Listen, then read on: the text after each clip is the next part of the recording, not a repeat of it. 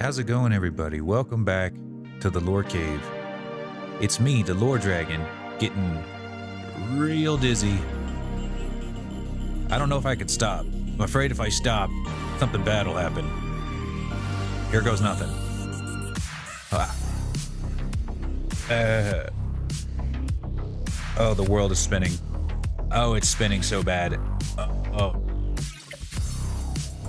Thank you, thank you. You're too kind. All of you are too kind. How's it going, everybody? Let's see. There we go.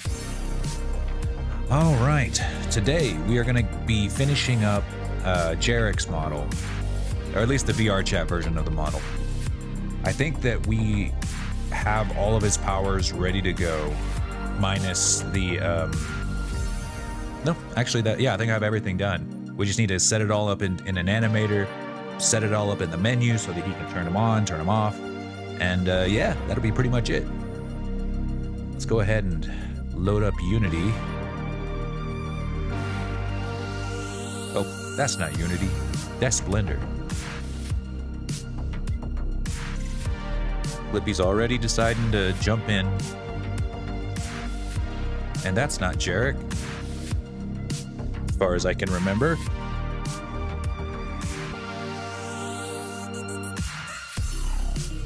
Let me see.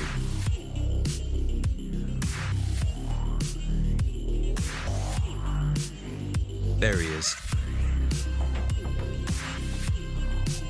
All right. So I went ahead and did this off stream because it didn't take me too long. But he wanted a blood swirl to appear in his hand, like a little vortex. So it's really just going to be as simple as that. All right. I think now...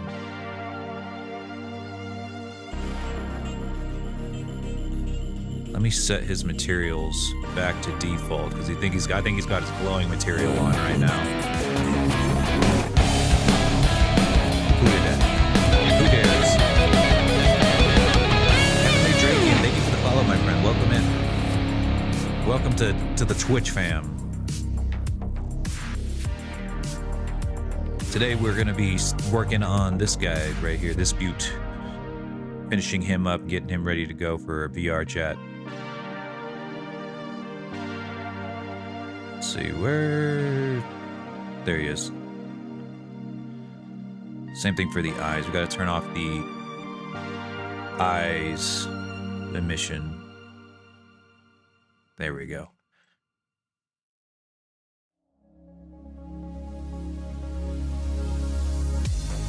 I'm fairly certain that he's ready, other than the powers. Let me just double check his invoice here to make sure I didn't forget any of his superpowers.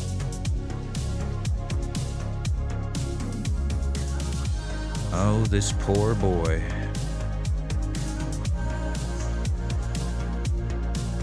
Okay, we got the fire breath.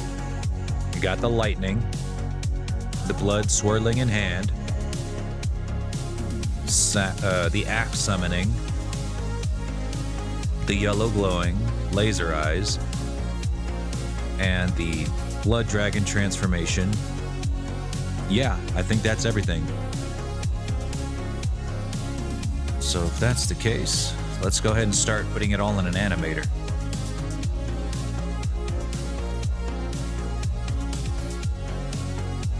Or I guess, first off, we need to set up the parameters in the menu. Oh, let's see. Spell integer. Okay, we already basically got that. Let me think for a second. Actually, I don't think... Let me delete some of these busted animations.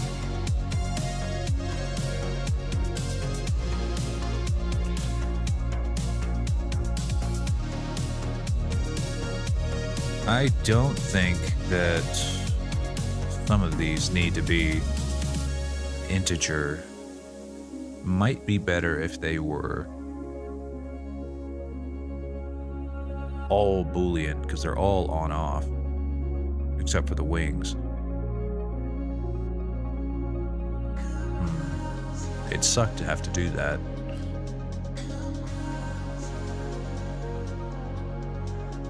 Yeah, screw it. I think that's the way to go. Probably be more efficient that way anyway. We'll delete that. We're gonna add... Hey, Fury, how's it going? Welcome in, buddy. I have one blood axe.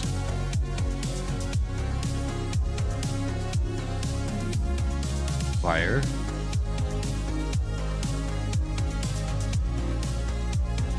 Blood hand. Nothing much. We are getting ready to finish this guy up, at least on the VRChat side of things. Blood hand, fire, lightning.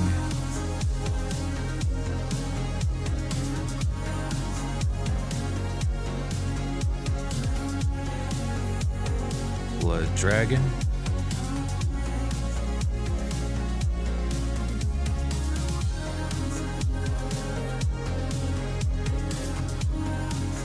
Yellow glow. Draconic season. Incredible.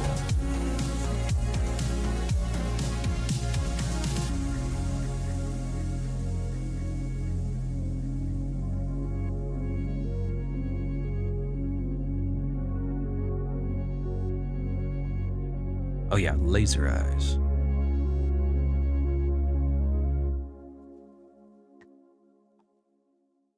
Laser. And then... yeah, that's all we need. Then over on our...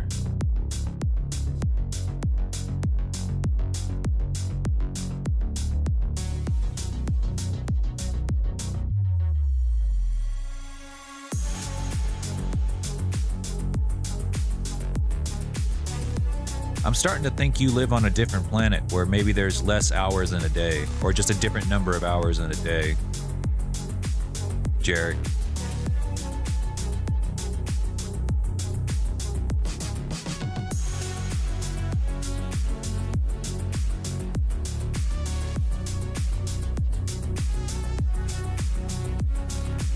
Let me see.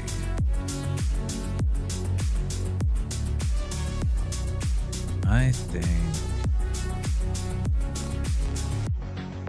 oh yeah, okay. So parameters. We're just gonna add a bunch of bools.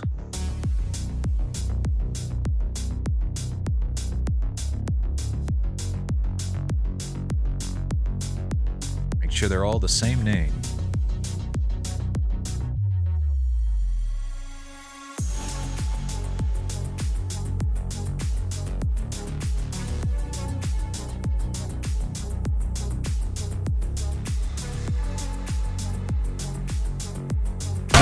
We got all the red dragons here today. We got me, we got Seshuton, and then we got Jared. All the red dragons are here. There might be a couple that I can think of, but I don't think they stream anymore, so they don't count.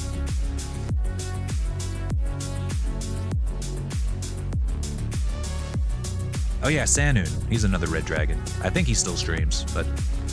or at least makes content of some kind. Don't remember. I've made a lot of red dragons. It's hard to keep up with all of them.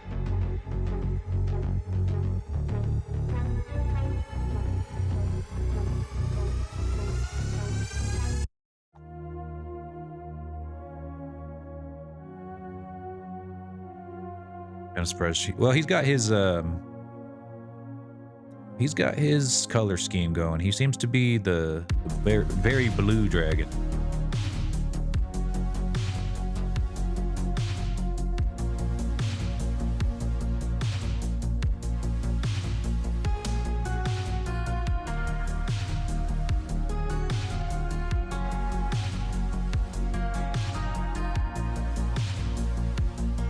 It's a difference in complexity, yes, very much so.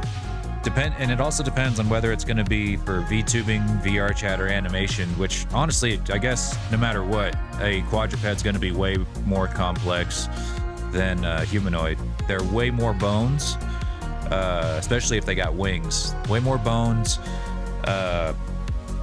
In order to make a quadruped work in VRChat, you've got just a tremendous amount of work to do. Just an absurd amount of stuff that you have to do to make this thing even walk. What else? For VTubing, you also got to jump through a ton of hoops just to get it to work. I've been working for over a year to make those even look as good as I have them looking now. Yeah, there's a lot. VTubing and VRChat are definitely made for humanoid characters. That is for sure.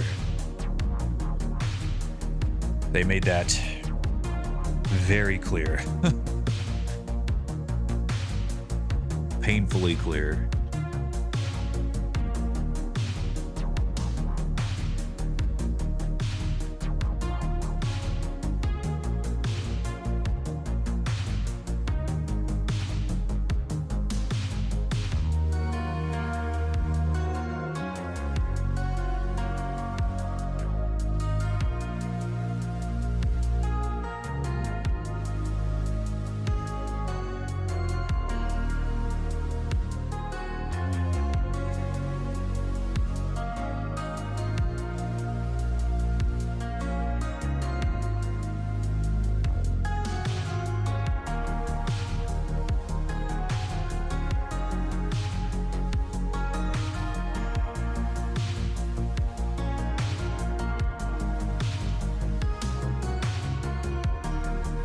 Well, it wouldn't cut back on cost. It would still be pretty much the exact same price. Even if it was just the head movements.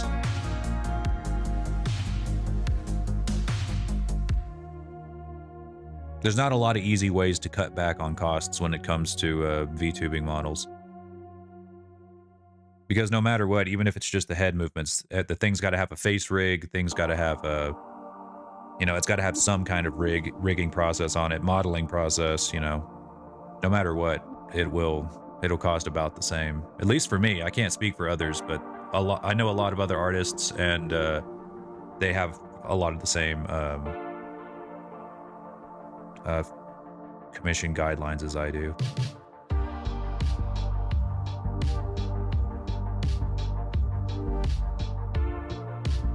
Oh yeah, there is no one else who makes quadraped models for VTubing. VRChat, there are plenty. Like I know there's a whole group in Discord that that makes quadraped models, you know, for like centaurs and stuff. But when it comes to VTubing, nobody makes quads except me. And if they do, they haven't shown themselves. I sure as heck haven't met them yet.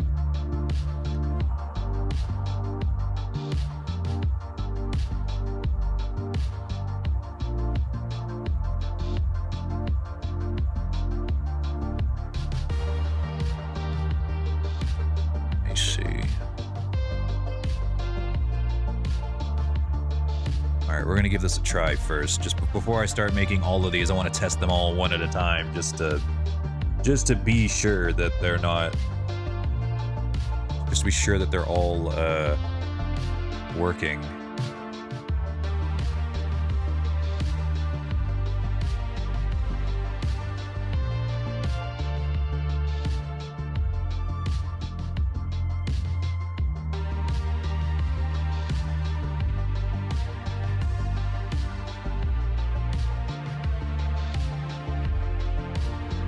Just gonna make a blank animation.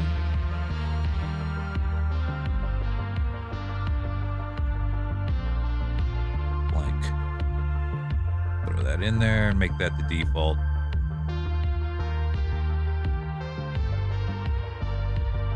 Damn it. Come here. There we go.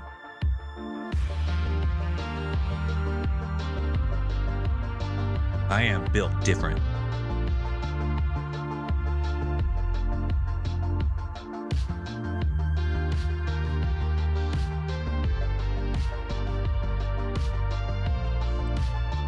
Yeah, it was a lot of work to get to where we can actually get these get quadrupeds working, but I persisted.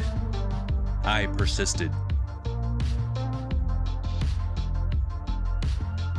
I had to piece together a lot of different tutorials because there was no single tutorial that said, hey, this is how you make quadrupeds. It was like I had to piece together a bunch of different tutorials until I finally got something that worked.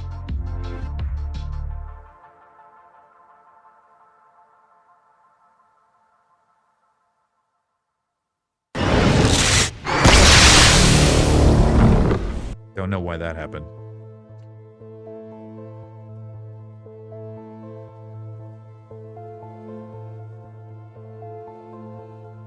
Thanks, Sesh. I really appreciate it.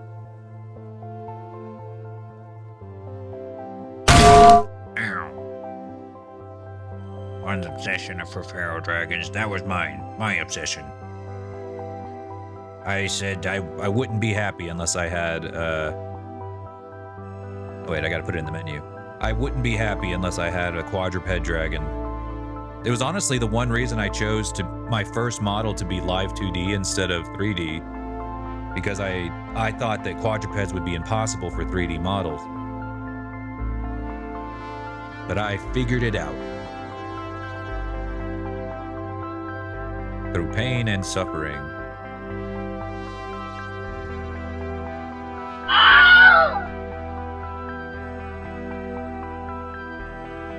That's all it took. Pain and suffering.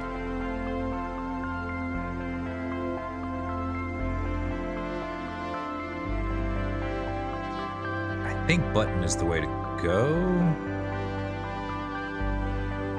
But I don't know. Let me see. Click or hold. Active for a minimum of. Active, the parameter is set to value. Let me see. Toggle?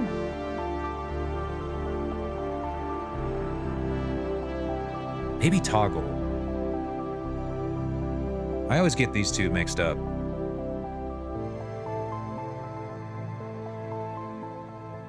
I'm gonna try button. See what happens. Do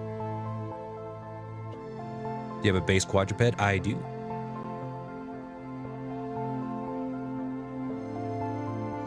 For VRChat specifically. For VTubing, not yet. I'm still working on getting a quadruped VTuber ready to go.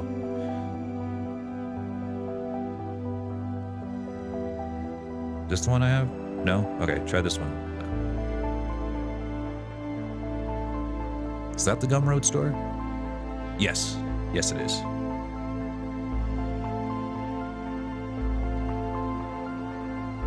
The All Dragon is a customizable VRChat dragon. You can change its colors, its scale pattern, its breath weapon, all kinds of stuff. Eye color. And you can do it all in game. If you buy the more advanced version, you can buy it all. You could do it all in game without having to touch Unity. But if you want the light version, then you can do it all outside of game yourself if you know how to do Unity stuff. Usual time frame for making or rigging models. The time frame for making a model usually depends on how many bells and whistles the dragon has. Like if it's just the dragon by itself, you don't want it to breathe fire, you don't want it to have custom animations, custom animations or a bunch of crazy powers. Jarek. Hey Azor, how's it going? Then it'll take probably about a week. Well, maybe a little bit more because I work. I don't do this like completely full time anymore. I have other jobs and side hustles going on now, so it'd probably be 2 weeks, roughly,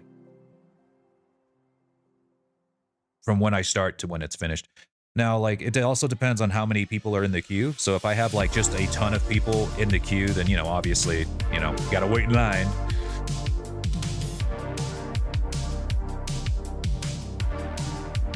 Yeah, Kazu not here yet.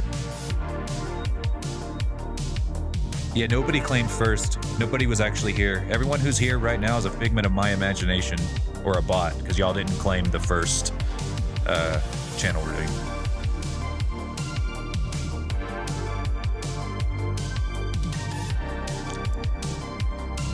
Oh yeah, I'm fast. I'm fast as fuck, boy. Fast as fuck, boy. Let's see, what was I doing? Oh yeah, getting my,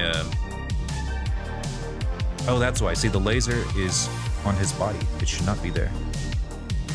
Oh, I guess it should. Never mind. But turned off.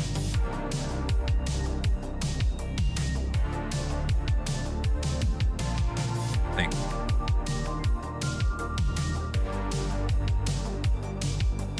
Yeah, okay. right, now the menu should be good. We're all just figments of a menu. Yeah, true, actually, yes. Actually true.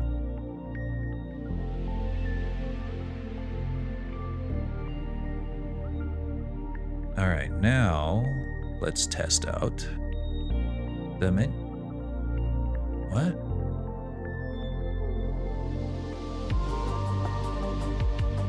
Why do I have this?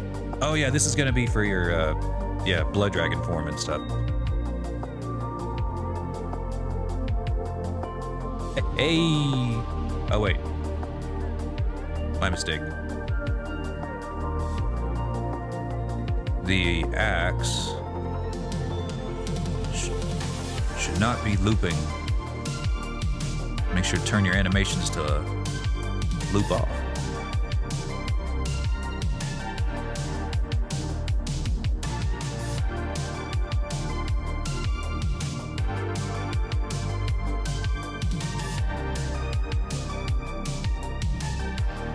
Hey, there we go.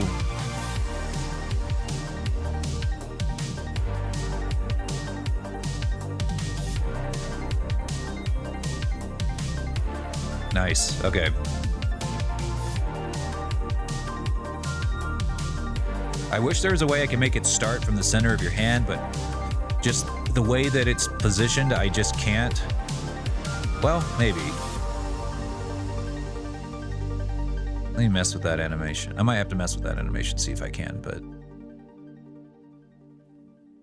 And it'll just follow your hand anywhere you go, so if you're moving forward, it'll just follow your hands.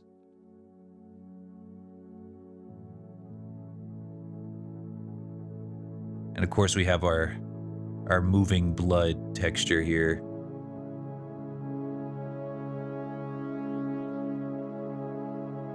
I think it's touch reactive too.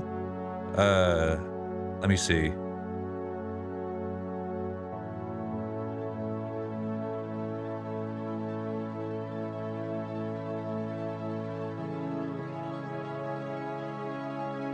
A little bit. I honestly don't know how exactly it works.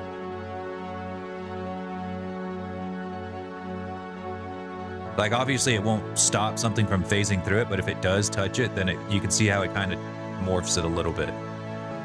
So if somebody like were to put their finger on it and touch it, it'll actually move it around a little bit.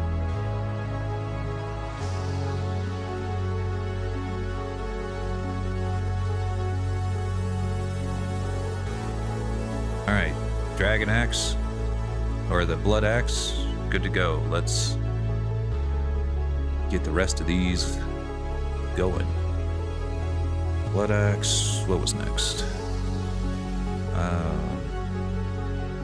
Let's go with the blood dragon look.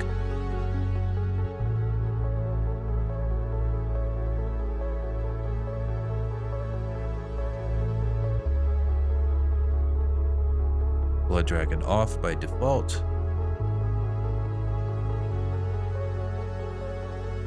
Wait, which one of these actually works?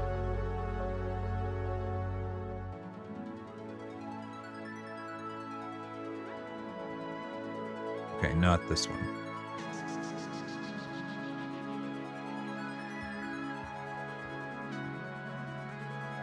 Nice.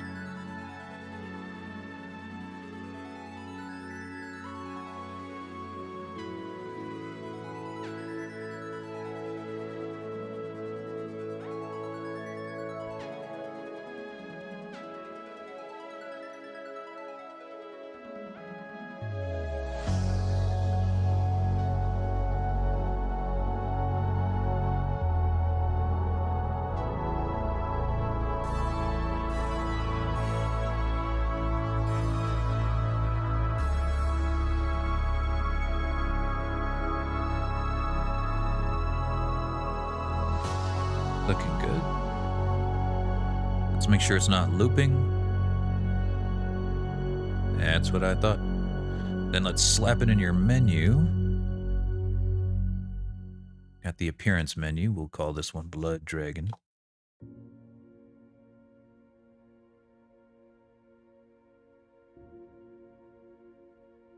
Did I do toggle?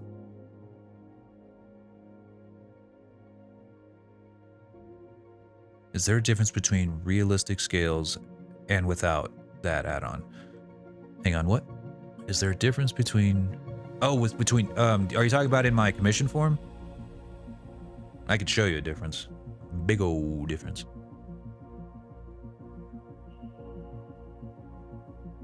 I actually noticed that the spike on the tail kind of hovers. I could fix that. Oh yeah, the inner thigh thing. Yeah, I saw that when I was testing this the other day, and I think I got it fixed. Let me double check. Yeah, and I'll show you a couple of, while I'm here, I'll show you a couple of differences between the two. Yeah, I see there was like this issue where the inner thigh wasn't quite weight painted on here. I haven't quite fixed it yet, but I will right now. Yeah, see, I don't know why it's just entirely blank here. Bam. Yeah, you're good.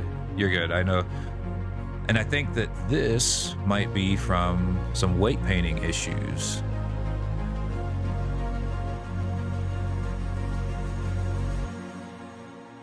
Or it might just be floating because I missed it. Yeah, it's just straight up floating. Let's just shove those back in there, right there. Get in there.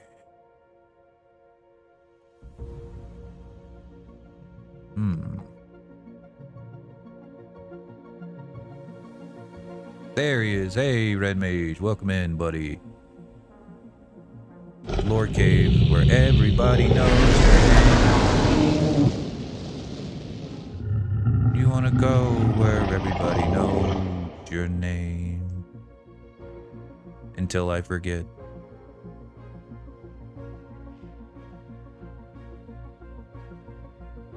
What the fuck? Alright, let me show you, Drakian, a difference between realistic and non-realistic. Or just having the realistic scales versus not having realistic scales. Jarek did not have or need the realistic scales. He just wanted a smooth, almost leather-like texture to his scales, which I haven't added to here yet, but this is pretty much what you get if you don't click the add-on. If you do click the add-on and you want realistic scales, then you get let me show you this level of detail. Something along these lines. It takes a lot longer because my scales are all hand sculpted.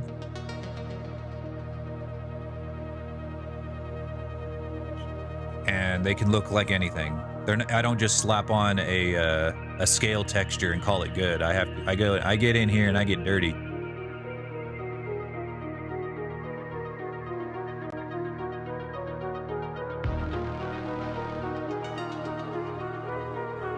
And I just completely sculpt it from scratch.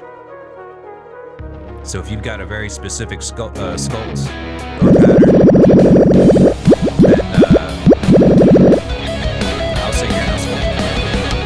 Drop the wolf, welcome. Thank you for the follow, my friend. I appreciate that. Welcome in. Welcome in.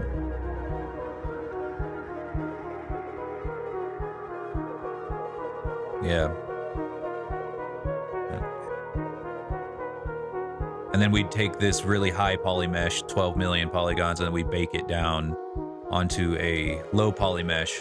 So you'll get a model that is only 23,000 polygons, but looks like it's 12 million. So this is actually a Quest compatible model, but it looks like a PC model. Looks so good. Thank you. I appreciate that. There's one thing I know how to do, it's sculpt scales.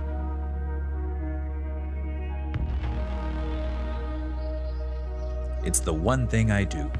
It's the one thing I do pretty good.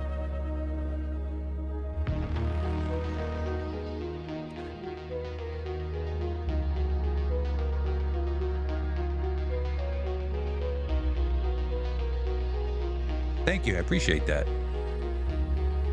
Quest models can use normal maps because they can just they can use, it's because they use the standard shader, which supports normal maps, height maps, metallic maps, a lot, actually. It's a very powerful shader.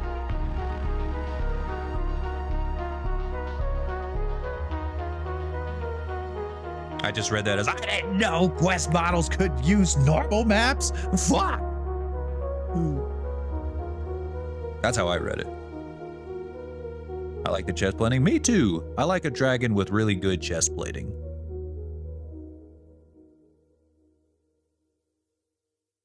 Hang on. Stuck between windows here.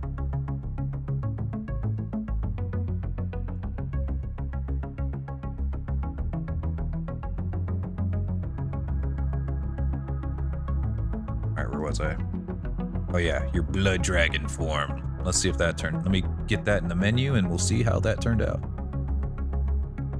Let's see, did I use a button? Okay, figured I did.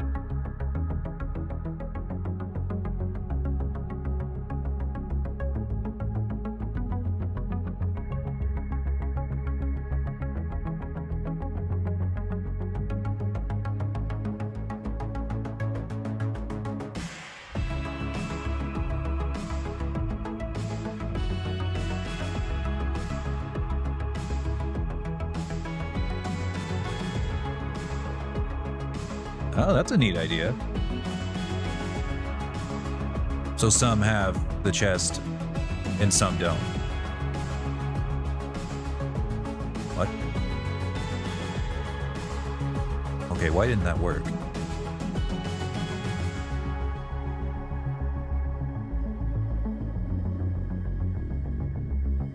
Blood dragon on.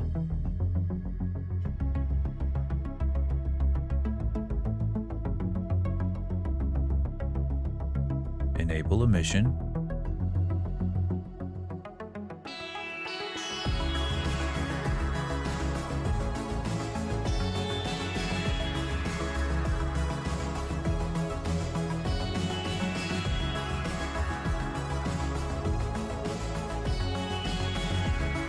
Okay.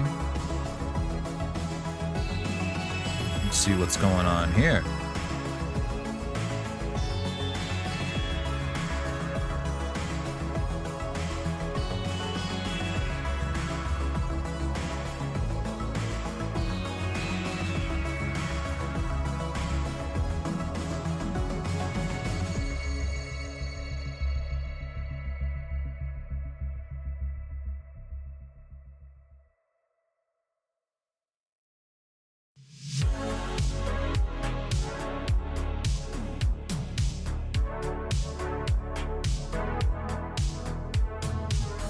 That is a neat idea.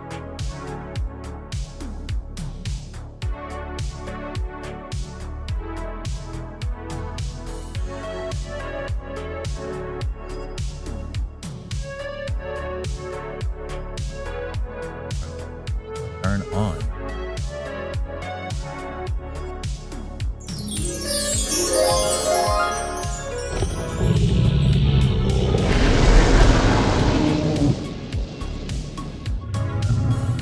Yeah, this is also an example of a dragon with realistic scale. My main dragon. There we go, dragon voice.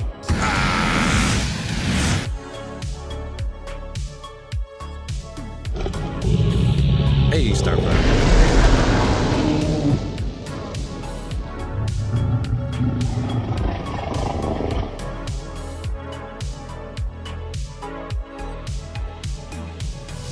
There's a D&D world? Oh, how does that work? Boo.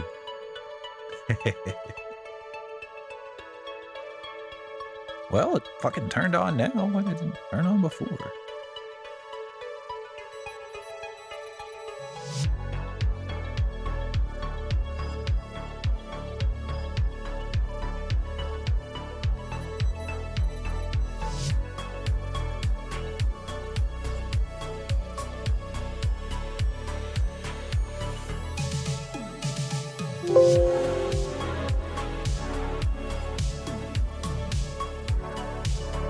All right, let's see if I got enough radiation this time.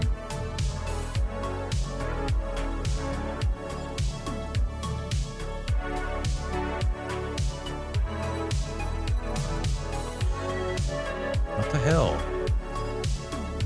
Okay, blood dragon on. It should be on.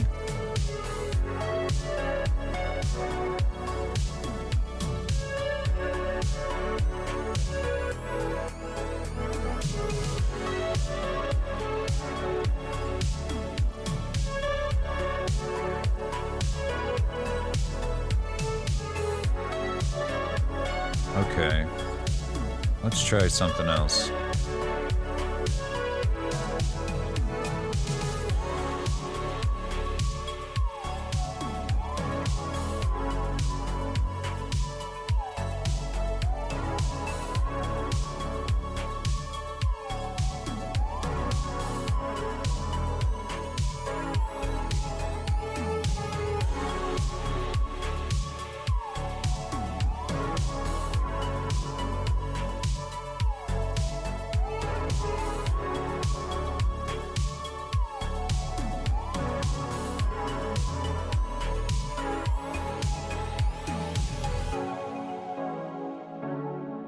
Try a different way of animating these.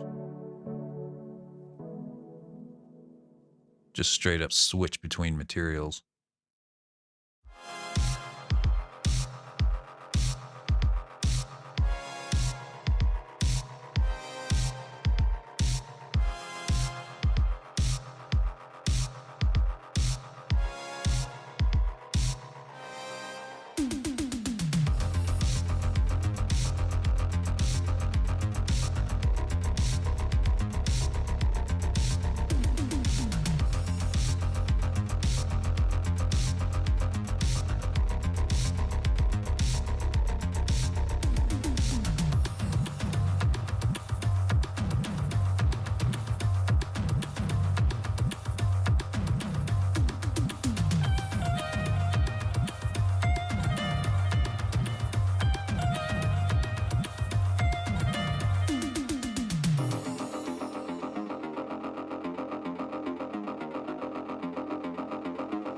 All right, let's give that a try.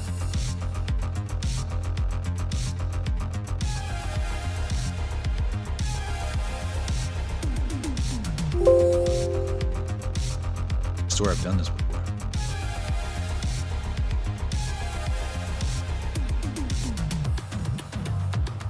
I swear. Hey, there we go.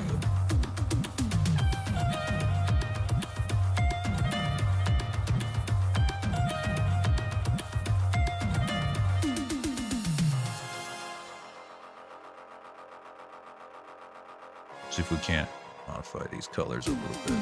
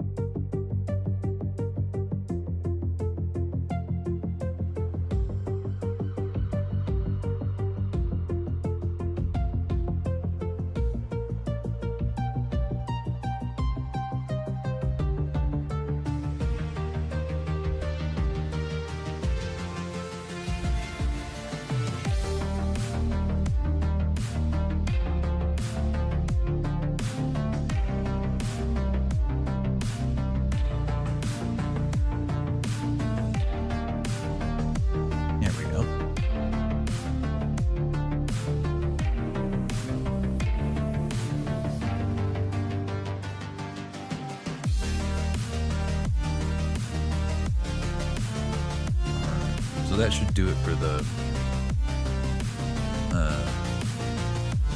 blood dragon form. We're gonna need one more for the glowing, like the orange glow.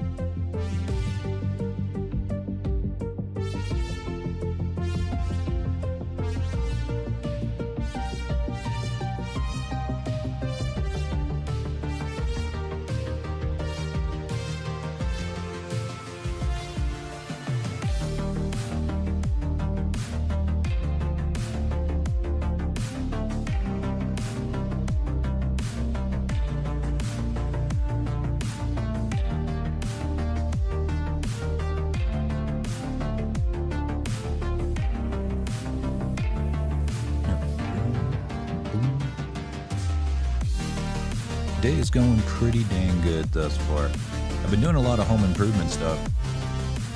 You know, working on my house, working on my a man cave, and it's coming together. My home gym is just about ready to go. I just need to get my squat rack in so I can actually hang up my weights. Because right now I have a bar and 300 pounds of plates, but I don't have a place to put them. They're just laying there on the floor. Don't have a bench yet. That's coming with the squat rack, so it's gonna be nice. I got my my Wave Master, so I'll be able to do my boxing training. That's gonna be cool.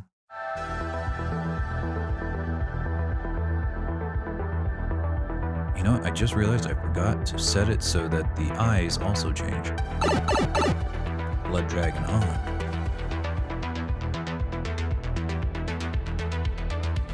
Please, no. I know what you're about to do. Don't do it. Don't do it. I said don't do it.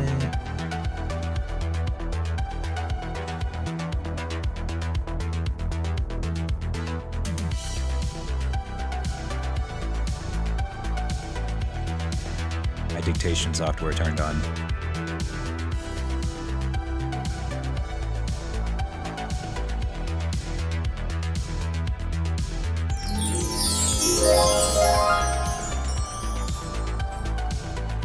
It is I.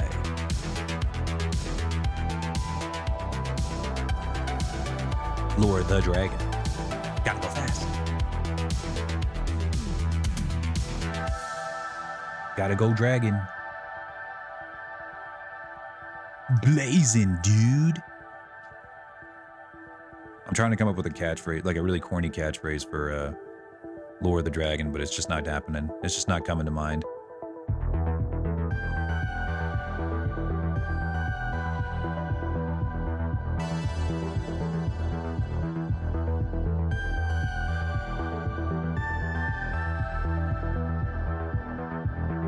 Have you or would you consider martial arts? Well, I mean, yes. I used to be an amateur cage fighter. I fought a couple amateur bouts in the octagon. Nothing that was important enough to get televised, but you know, got paid $300 to get my face punched in. I teach martial arts on Mondays and Wednesdays. It's one of my side hustles. Will Fornival be back? Probably not. I think that hundreds of years would have passed, I think, since the first one. If this isn't a prequel, which we don't know yet. We actually don't know if it's a prequel or if it's going to be a sequel.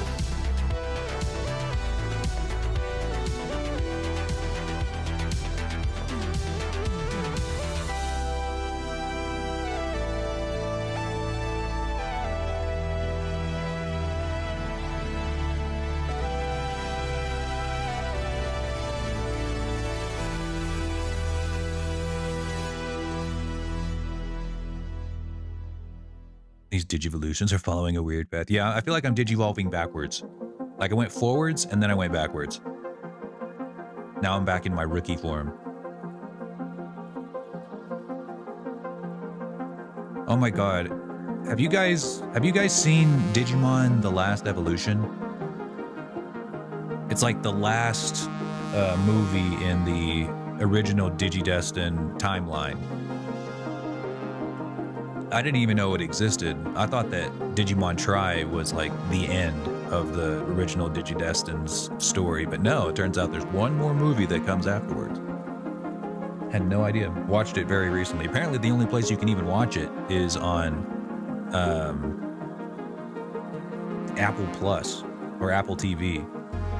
I couldn't even find it on my typical anime pirating sites in Minecraft. More of a Pokemon, get the fuck out of my stream. Get the fuck out of here. I hate you. No, I'm just kidding. I get it. You got any videos of your cage fights? Not that any of you will ever see.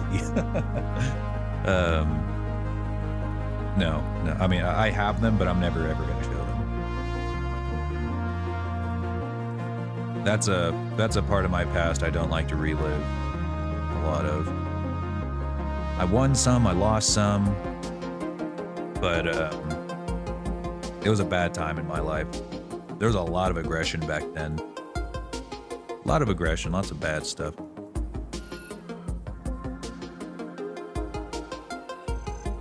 You gotta be in a certain mental state to get in the octagon with people.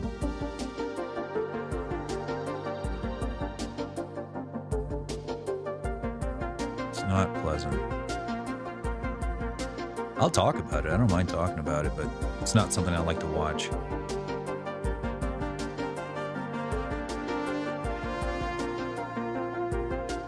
What's your fight record? 4-3. 4 wins, 3 losses. No knockouts on my part, but one of my losses was a knockout.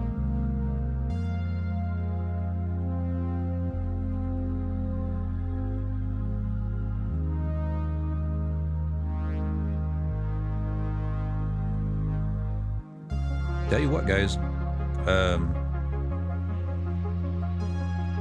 if you've never been choked out before, it happens really fucking fast.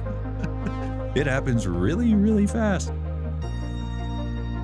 Really fucking fast.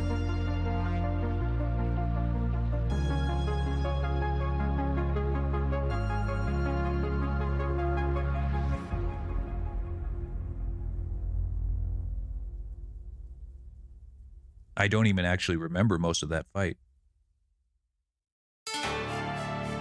Like, I literally, it's just completely blank. The only like reason I even know what happened was because I have the video.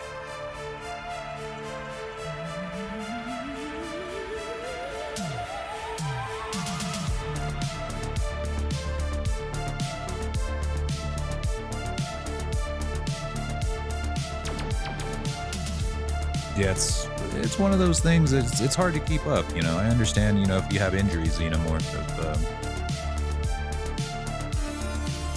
not exactly a safe thing to do.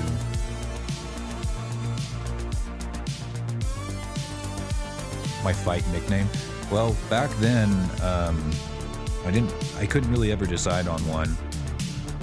I just kept going in on with my regular name because I said I'm not going to choose a name for myself until I have a better record, because I don't want my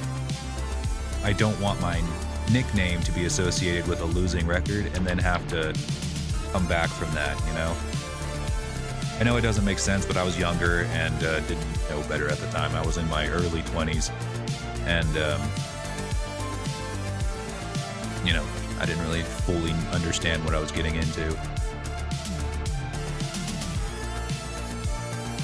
But if I were to pick a name today, I don't know.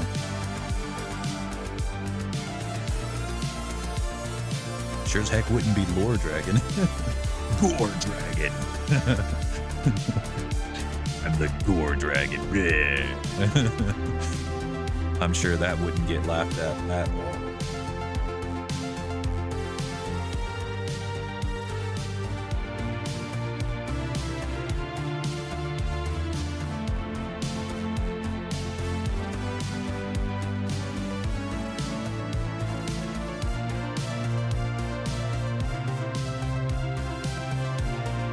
Bill Muncher's taking. Damn it.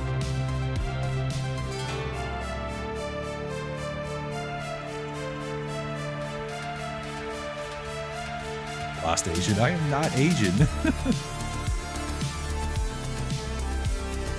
Is my music volume a little high? It might be, actually. Let me fix that. I was recording videos earlier and I needed louder music.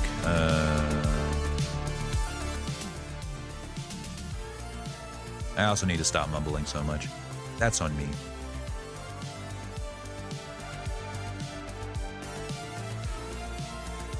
There we go.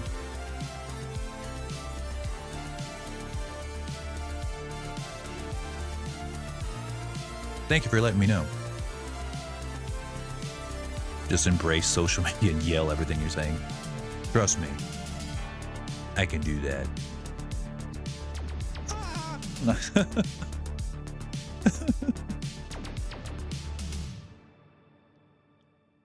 That's all. That's the only important things I have to say.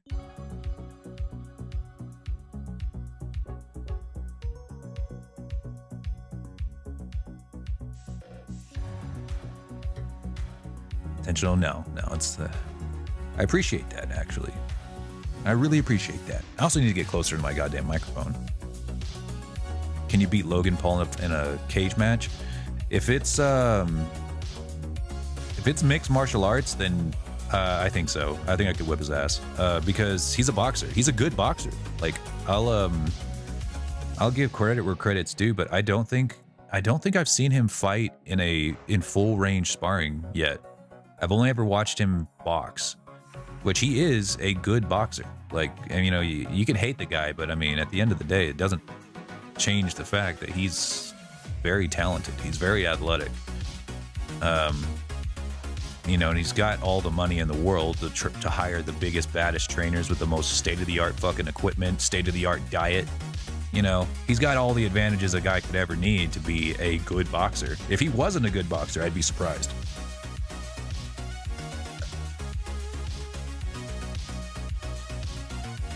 But I really don't know if he's done any full range sparring or not. Hang on. Look it up just like real quick. Logan Paul MMA.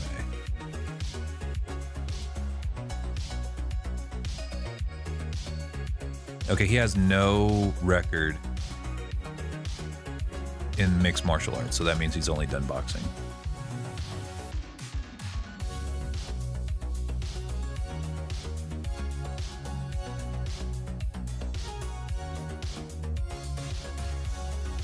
He's only 28. Dude looks like he's 40.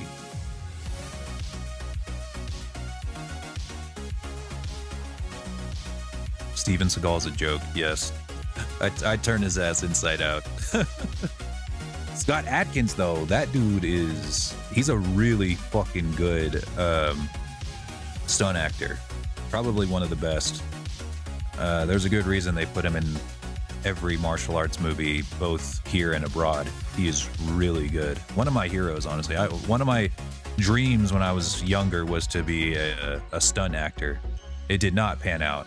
I just never pursued that dream, but if I could do it all over again, that's what I would do. Michael J. White, he's also a very talented stunt actor, so I don't know. And I think I don't know if either of them have ever like practiced martial arts outside of like showmanship, because, you know, they are very different, but I wouldn't doubt if Scott Adkins could actually square up, or Michael J. White. I think I've seen Michael J. White square up with, what was his name?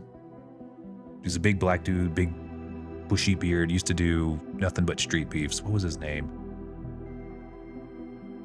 He was like really internet famous. God, I can't remember. I guess he's not that important. it wasn't Mr. T, but he kind of looked like Mr. T.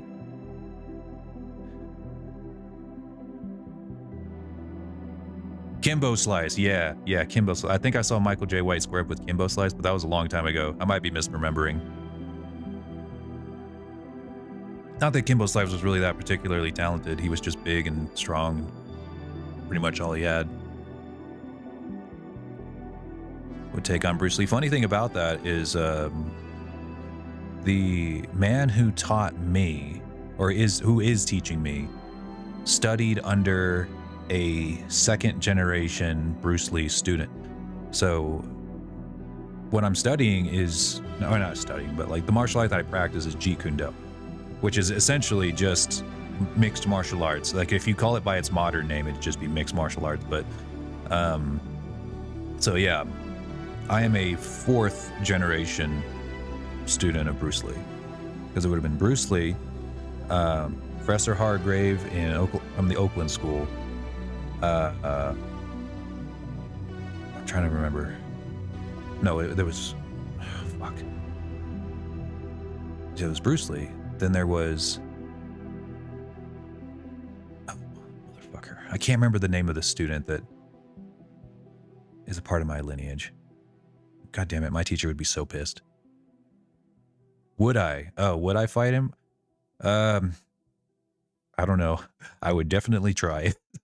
The thing about Bruce Lee is that he's really, really small. And, I mean, as good as he was, size is everything. There's a really good reason that size categories are important. If it was like a fight with rules, like an octagon rules, yeah, I'd fight him. But if it was a fight with street rules, which is no rules basically, I don't know, man. He'd probably kill my ass. I don't know. Bruce Lee is an actor, but he was also a very talented martial artist before he ever became an actor.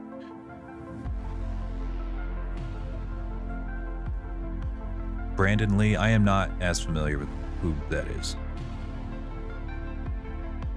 Hey Cal, how's it going? Oh wait, no, that's his son. Yeah, am I stupid? Yeah. I don't know much about him. I just know that he died. Hang on, wait. Am I being stupid? Hang on. Bruce Lee's son. Oh yeah, that was his son, yeah.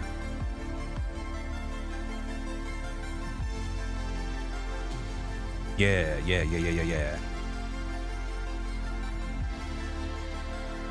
Yeah, I was right. I know my Bruce Lee lore.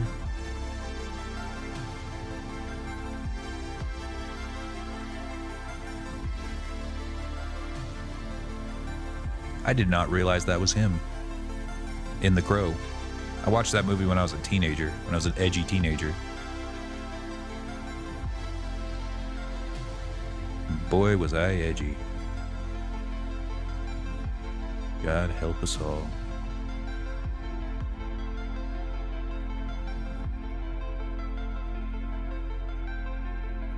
Let me see, what else do we need? I think that's it for those. Slap them in the menu and then we'll call it good. Alright, there's Blood Dragon and then Orange Glow.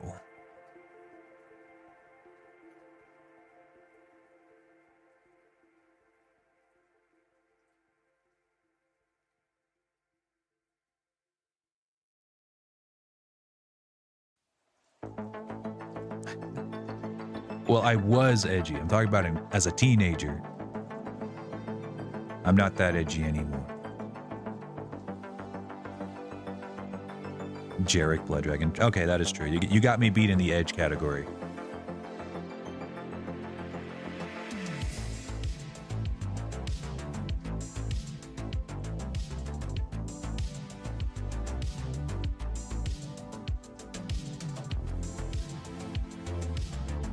Broke the chain. I mean, maybe. I don't know. Lots of these guys have legends behind them. I got my doubts about that, but I'm gonna choose to believe that it's true without evidence. I'm gonna choose to believe it's true. No evidence required, thanks.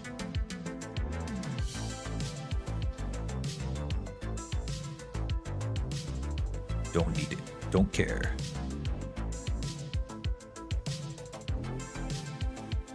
He did it.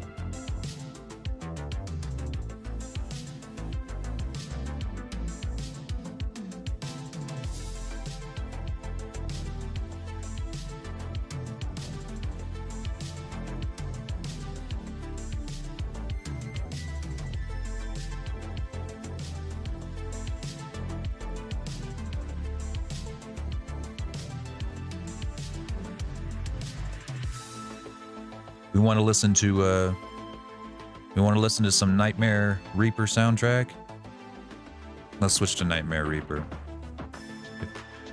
If you say it's not copyrightable, then it's not copyrightable. Nightmare Reaper OST.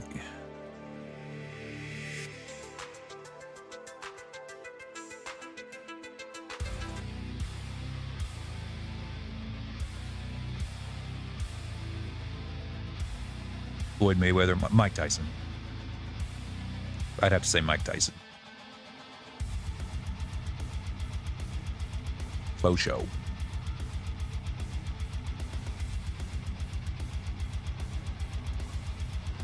That's okay. I like my metal music too.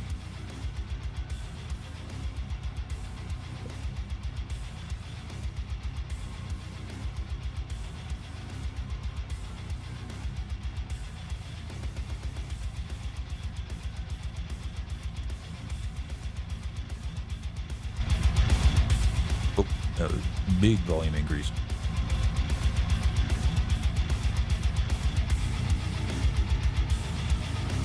There we go.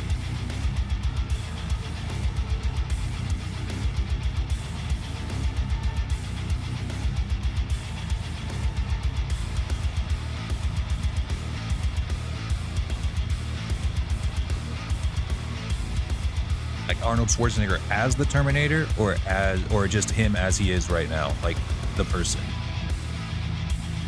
Arnold Schwarzenegger as he is right now, I would roll that bitch. I'd fucking kill him.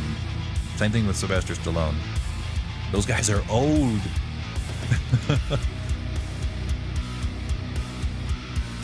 It's funny that the final boss song would be like the first song on the OST.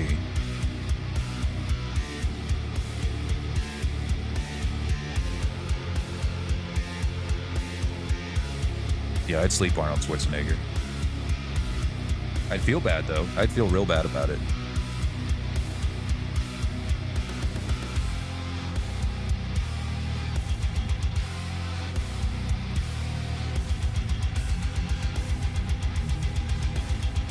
As the Terminator? Okay, no. I wouldn't want to fight them. I would not want to fist fight the Terminator, no. Any more than I would want to fist fight one of the Boston Dynamics robots. Pretty sure they'd sleep me in a second.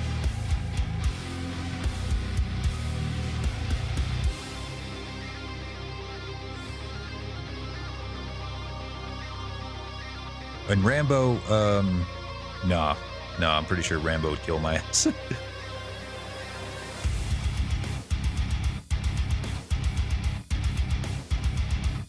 Oh no, I'd sleep Arnold Schwarzenegger like nothing. The dude is a bodybuilding actor in his 70s. Like, he might be a little bit strong, but I don't think he's even that much above my weight class anymore. Hang on, how tall is he? I'm not gonna try to spell Arnold Schwarzenegger. Alright, dude is 76 years old. 6'2". He's 2 inches taller than me, so he won't have a height advantage very much. Or height or reach advantage very much. See if we can figure out his weight. Not his contest weight, but his actual weight as of now. If something is even like that is even public information.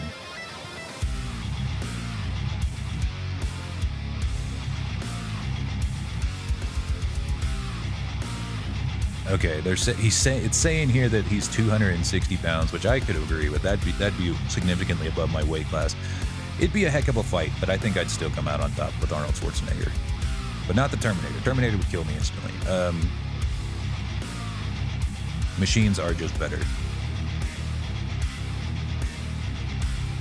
Oh, do I like it? Oh yeah. Oh yeah. Absolutely.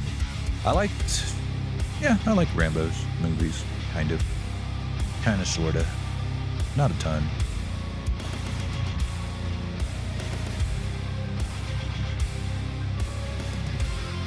Yeah, Terminator would literally fold me like a pretzel. Heck, one of the Boston Dynamics robots would fold me like a pretzel if it was programmed to fight me. Programmed to kill.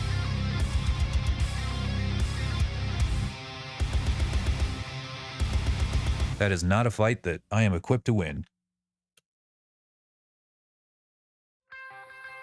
Without a gun. Like a big gun.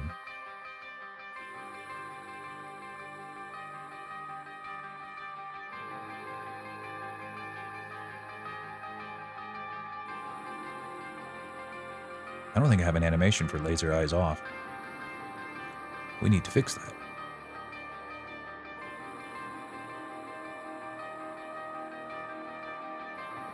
Pipe bomb? I don't know, man. Tough.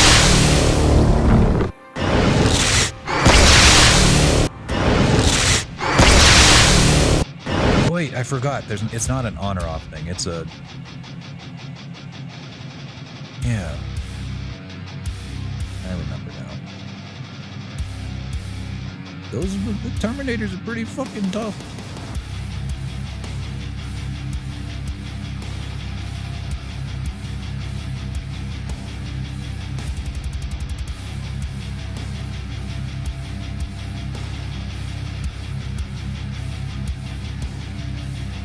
Oh yeah, we gotta make it so the laser eyes doesn't repeat.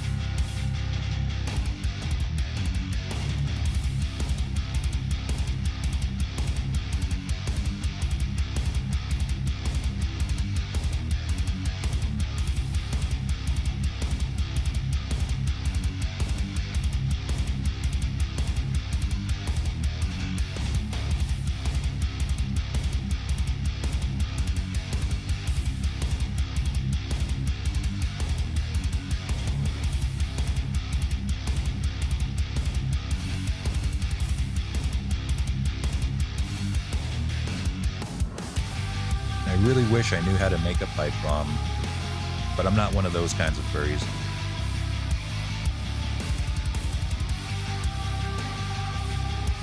Unfortunately.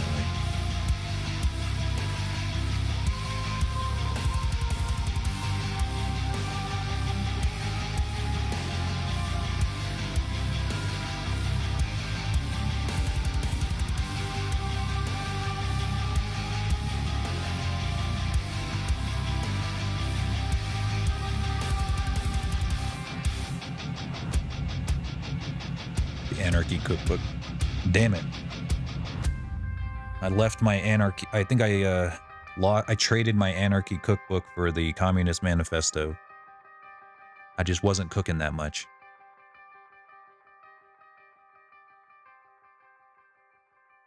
Who would win a fight between Bruce Lee Atkins and Michael J. White? Bruce Lee would kick the shit out of both of them. Bruce Lee was an actor, but he was a martial artist before he was an actor. Scott Adkins was always a stunt actor.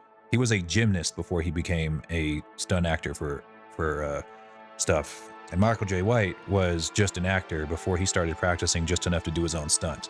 Whereas Bruce Lee was a very highly talented martial artist and very strong person even before becoming an actor. He'd floor both of them, sleep them both instantly.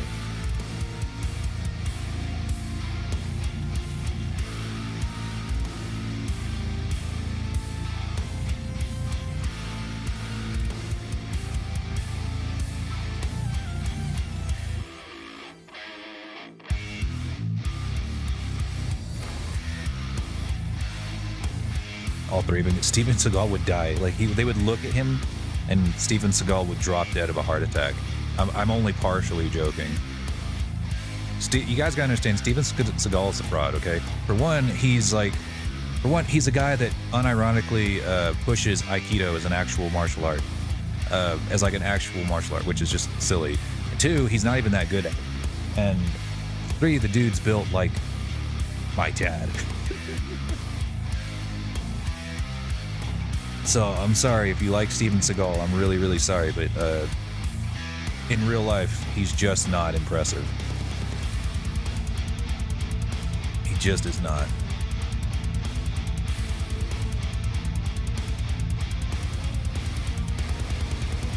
Why is it that way? I'll have to fix that in a sec.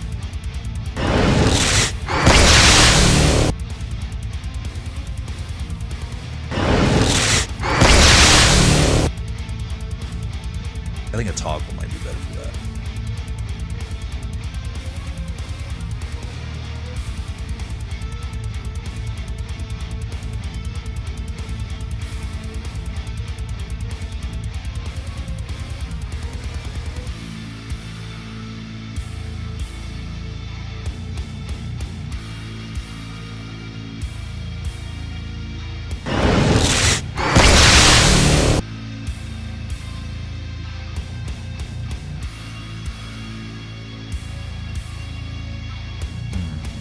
Happening here? Exit time. That's what it is. 0. Let's try that again.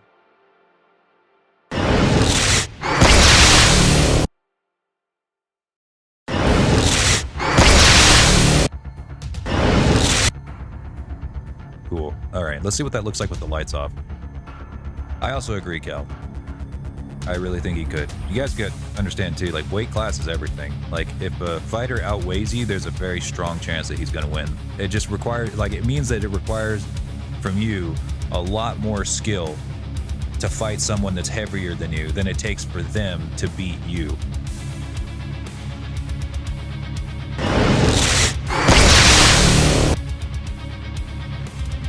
That's just the unfortunate truth.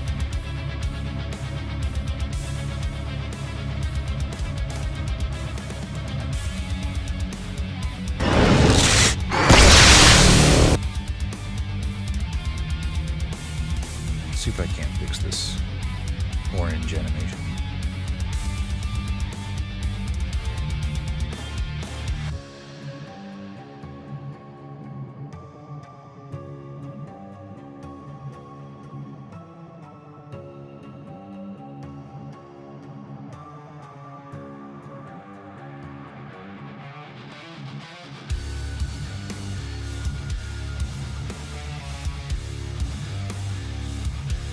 More profound? No, I mean it's in there all like everywhere.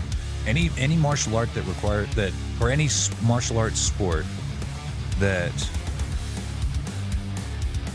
can be won with a knockout or with a submission, your odds of winning against someone with a heavier weight class than you are very, very bad. That's just the truth. It doesn't matter how good of a fighter you are. Like your odds are just not swell if there's a stark weight difference. I'm not talking like 20 pounds, 30 pounds. I'm talking like 40, 50 pounds heavier than the other guy. Just like any sport. Yeah, honestly, yes. In a lot of ways, yes. Any sport with physical contact, yes. It is just the unfortunate truth. Oh, that's why it didn't work. It's not in here yet.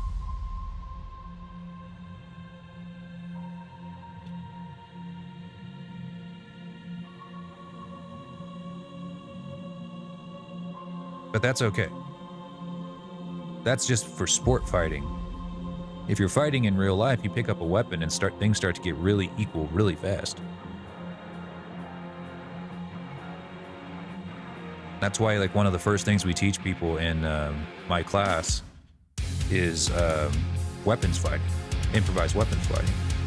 Because if you are smaller than most people, your best chance at defending yourself against someone who's bigger than you is to pick up a fucking stick, break the knees. That difference in striking power is really, really quickly removed the second you pick up a club. Really makes a big difference. Just don't let them grab you.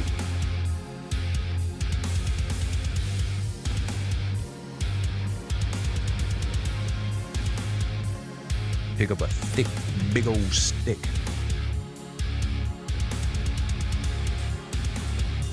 Or a knife. Can't go wrong with a knife.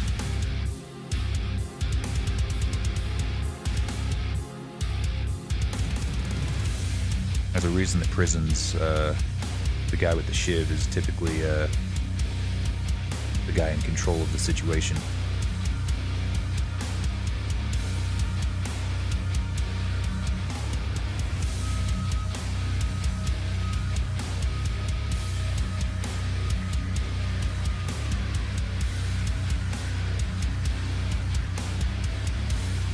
At the club, we carry, we're allowed to carry anything. Like, they just tell us, hey, if you're gonna, we want you to be able to go home to your wife and kids, so you can carry literally anything.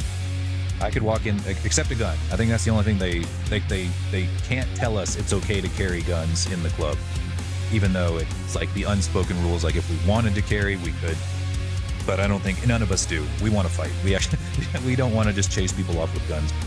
But if someone ever, we don't usually pull any weapons out unless the other guy happens to get frisky with a fucking broken bottle or something, which hasn't happened yet since I started working there, but it has happened before. If that happens, that's when we start everyone starts pulling out their weapons. Like, some people have just pocket knives. Most people just have just pocket knives.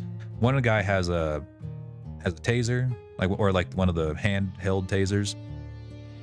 One has a what do they call them? Collapsible baton, which honestly, I thought those would be more powerful, but they're really kind of just like whips. I don't know if he bought a really cheap ass one or not, but I was not impressed with the collapsible baton. I was like, this is gonna bend.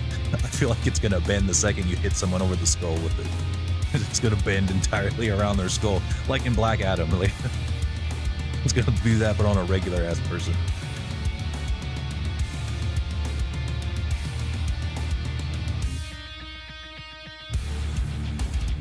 What the fuck?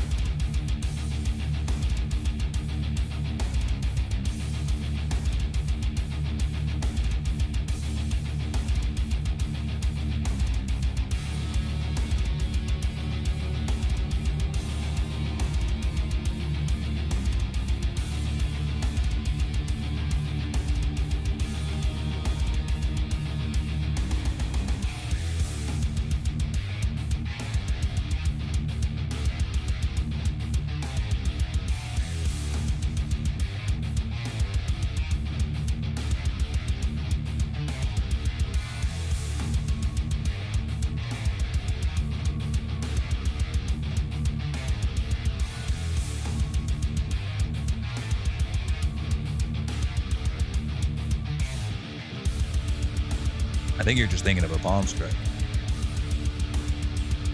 Which, if you're gonna hit someone in the face, not a bad idea to do that.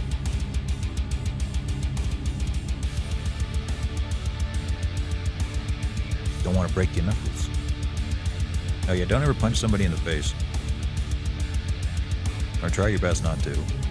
Unless you got knuckle protection. We do wear knuckle protection in the club, so that we can just like swing on people. We can just fucking punch them directly in the face and not worry about our own knuckles.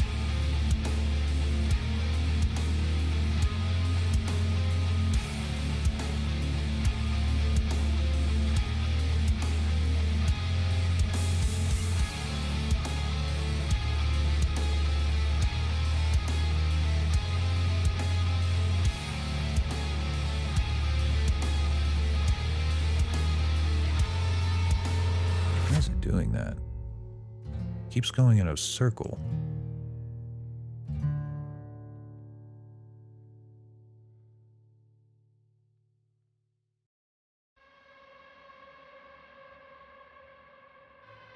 There we go.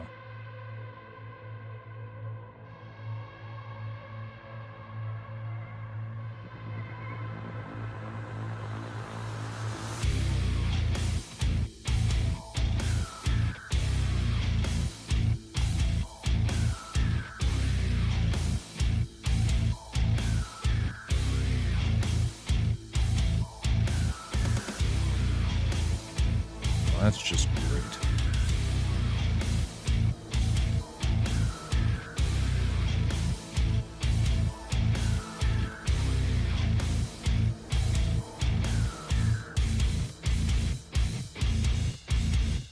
Fuck, it works. Like, what's the...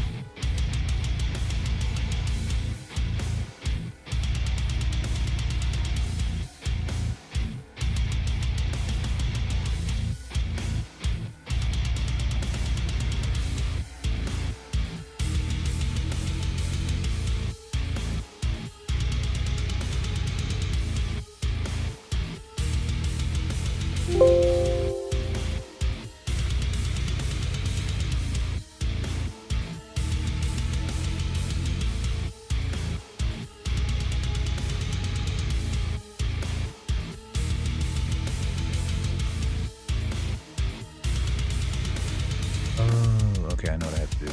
Alright.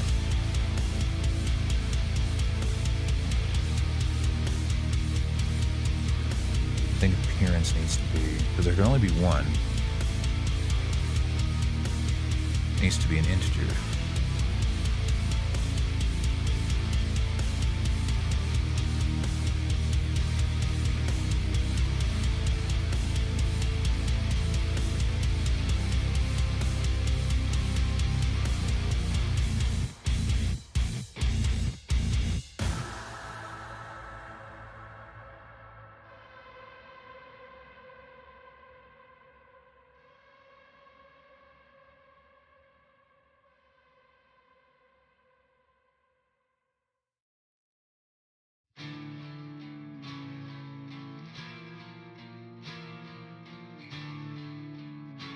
Yeah, I guess I'm not really sure what you're talking about. Xenomorph.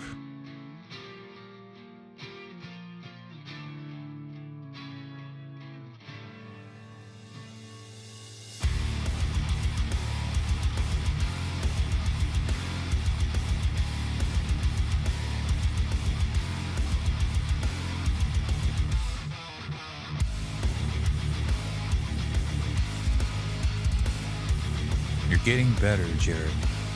It's just one day at a time, friend. One day at a time.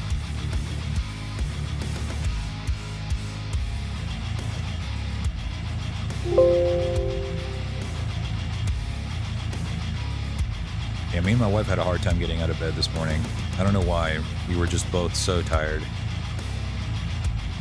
Every time like one of us would be about to get up, the other one would like pull the other back into bed.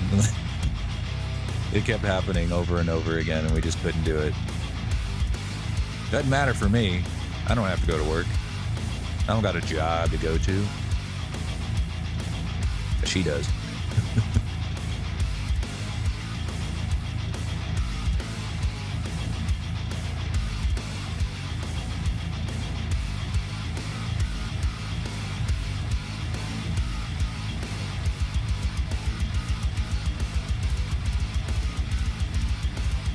It's just so comfortable. Exactly. We're not even tired. We went to bed at a regular time.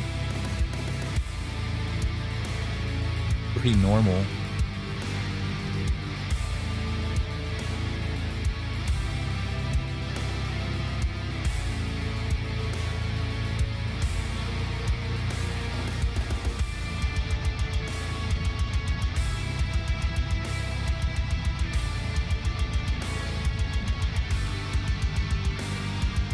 It's just a little cold where we are right now, so we... even with the heater on, it's... still just cold enough to keep us in bed.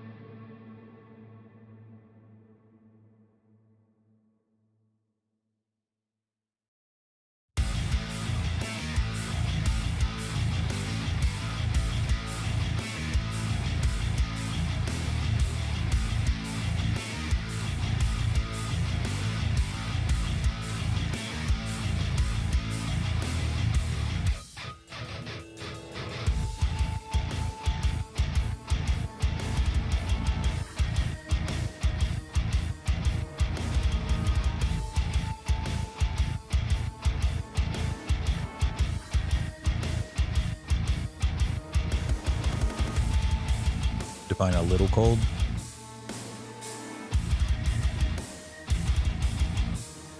Like 52 degrees outside or something like that.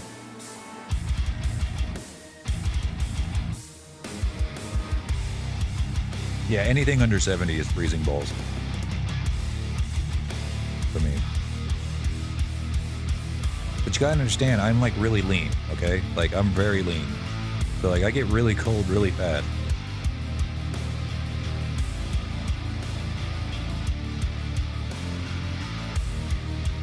It's hard. You don't understand.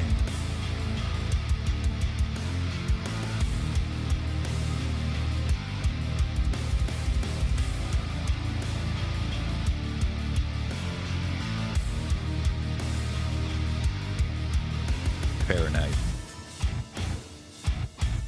The superior degree, method of measuring temperature. America, baby, yeah!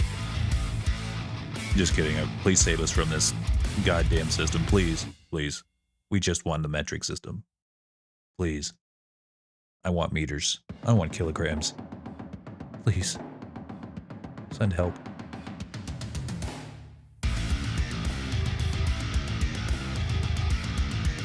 Feet, yards. Who came up with this shit?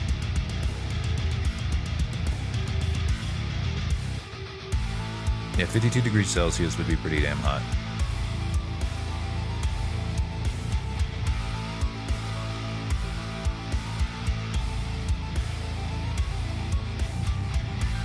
Yeah, well, I mean, actually, that's not too terribly hot. That's 125 degrees Fahrenheit.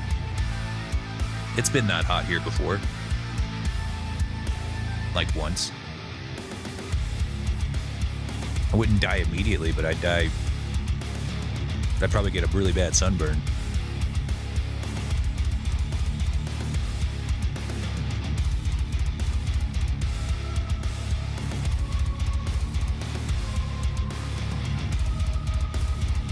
I live in Texas, so like there have been only a couple of times when it's gotten to like the 100 and teens. Well, that's not true. The 120s. It's probably been a couple of times where it's gotten so hot it was in the 120s. And that's only like in the driest parts of Texas. There's only been a few times when I've experienced that, and that was like weather that was so dangerous, like not even we could, you know, we could not go outside and work. You know, we just couldn't do it.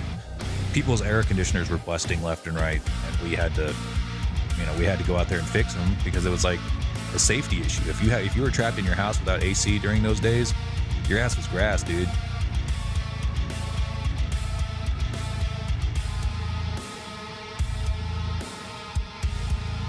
Why is it 116 degrees Fahrenheit? Because nature's trying to kill us. It's trying its best.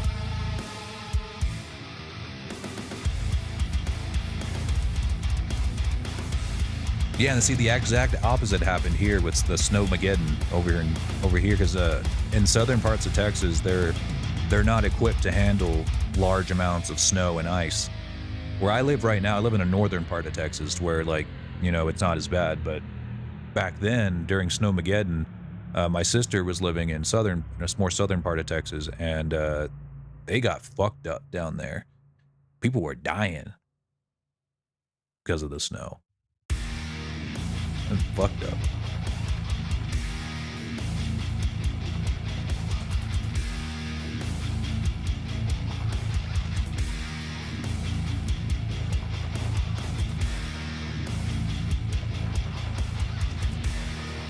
Poor Charizard.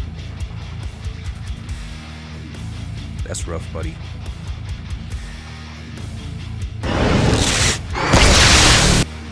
Alright, that should be working now. Fixing the menu. Main menu. Appearance.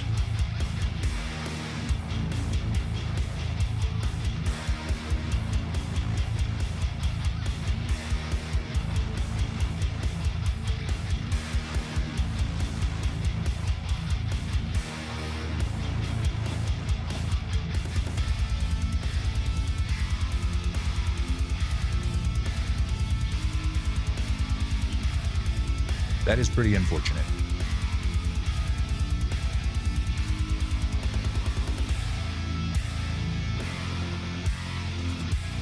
He's gonna go to the moon, and he's gonna die of, like, oxygen poisoning.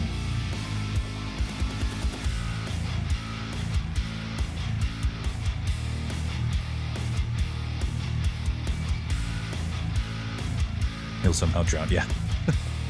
He'll find a way.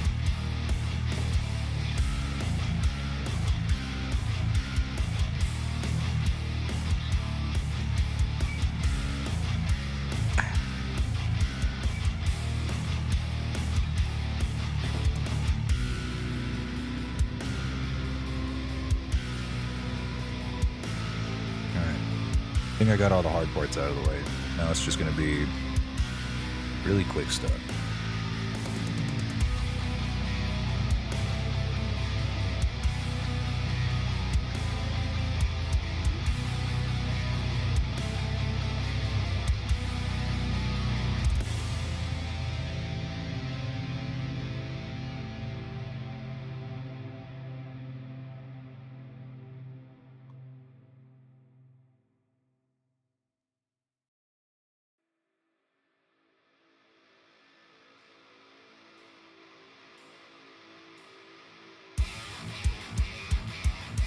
Yeah, I think that's everything.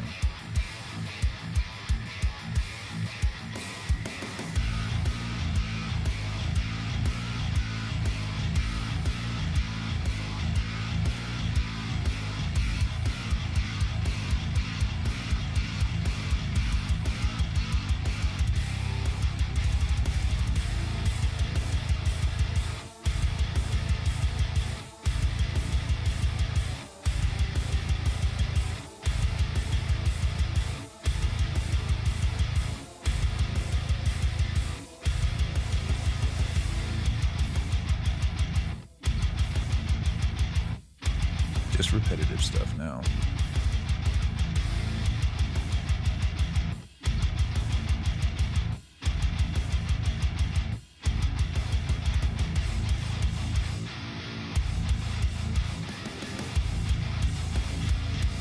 Hey, Fortune, what's going on?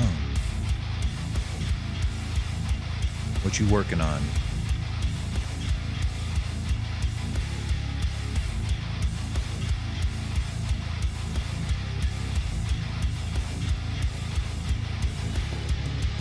Dead? No. All of my friends die.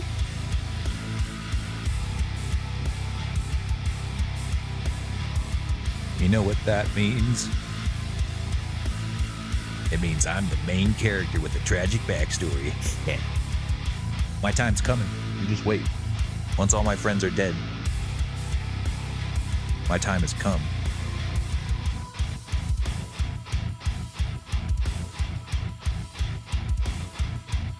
Dang, everybody's getting to sleep in except for me. The fuck? Jarrett got to sleep in. Now you get to sleep in.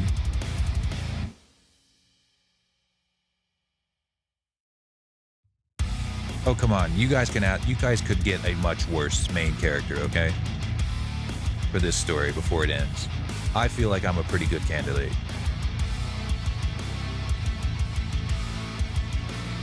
I work night shift. That's no excuse. That's no excuse. Just kidding. That's a good excuse. That's an okay excuse.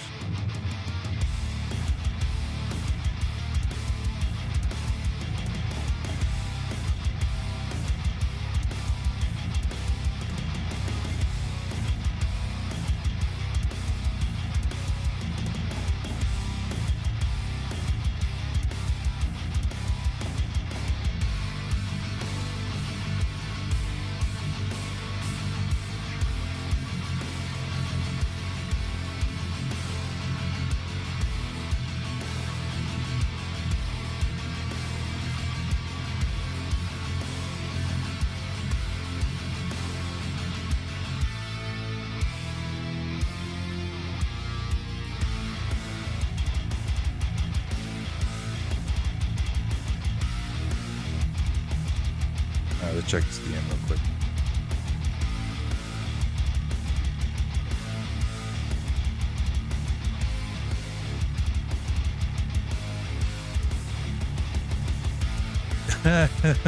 You're right. There is something much more terrifying than the actual Terminator, and it's the goddamn Terminator making art.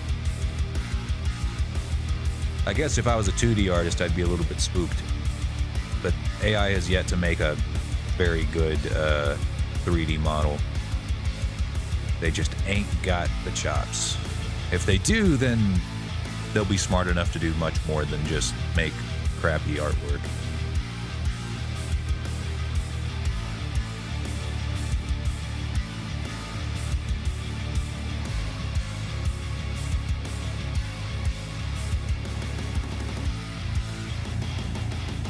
They can make some pretty convincing 2D images, though.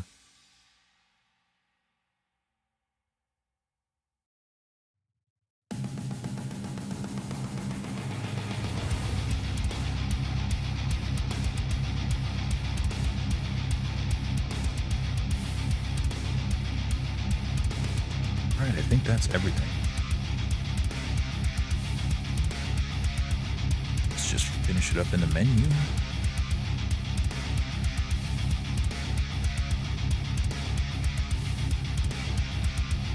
I think it is. Alright, let's give it a shot.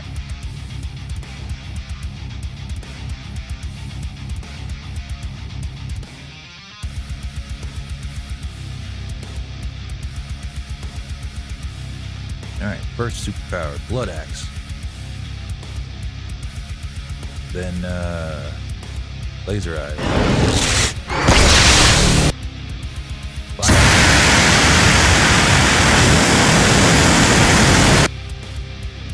Blood Swirl in the hand, which should be over here, but you can't see it because the blood. Get out of the way, Axe. Here, I'm gonna have his hand come forward a little bit too.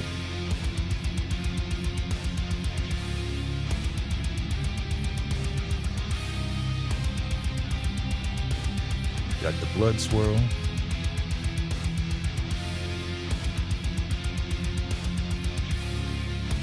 Lightning.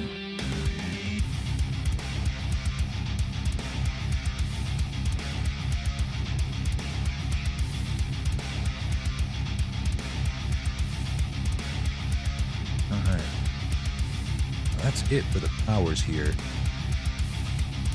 Yeah, it is. I haven't re-imported the fixed model yet. Yeah, it's still busted up right there. I got sidetracked. There we go. Blood Dragon, Orange Glow. And of course, my favorite, the wing controls. Ah, man. These look so cool with your wings. Your fucking gargantuan wings.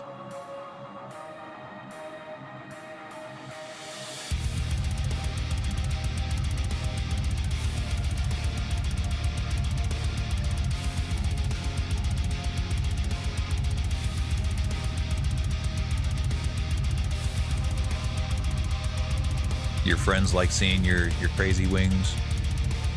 This, I guess to some extent, until you flash them in their face. Alright, let's make a couple of changes real quick. Make sure your thighs aren't, you know, coming apart.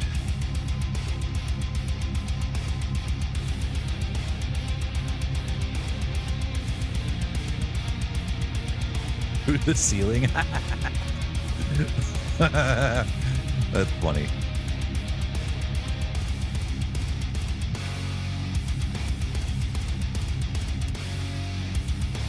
There we go. Now they should maintain their shape a little bit. Let's make sure. I think I also saw there were some issues with the knees. Yeah, just a little bit.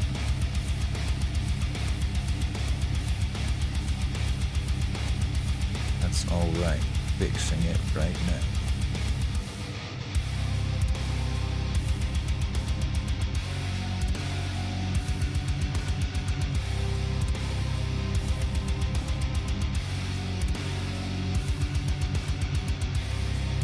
Can't figure out what's going on here. You're doing this.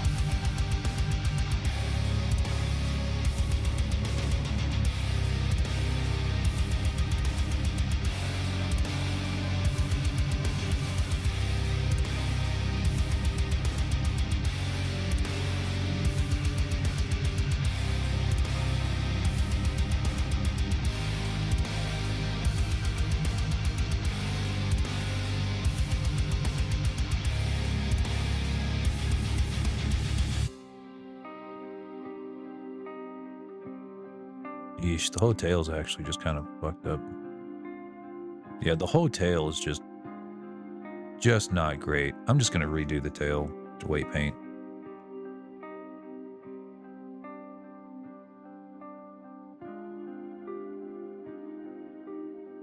Eggnog? Ew.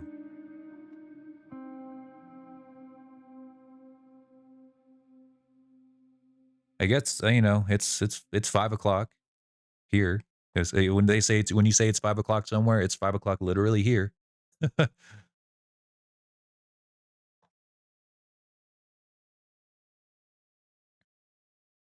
think that's it for the.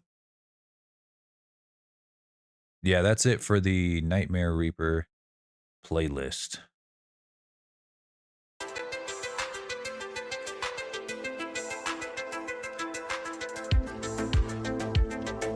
Eggnog. No, I don't even drink, for one. Hardly. Despite working at a bar. And two, I hate Christmas. Despise it. And like the whole Christmas culture. I am Scrooge. I am Ebenezer Lord, okay? Proudly Ebenezer Lord.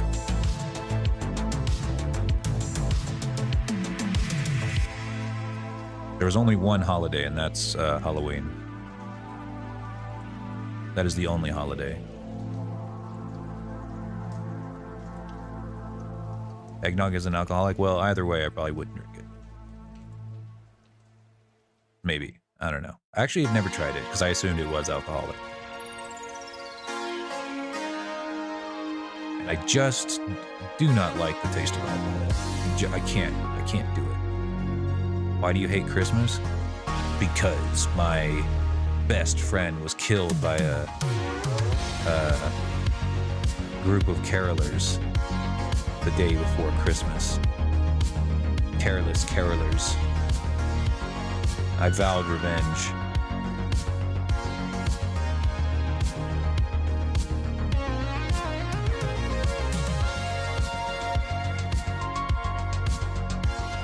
Actually, my birthday is objectively the best holiday.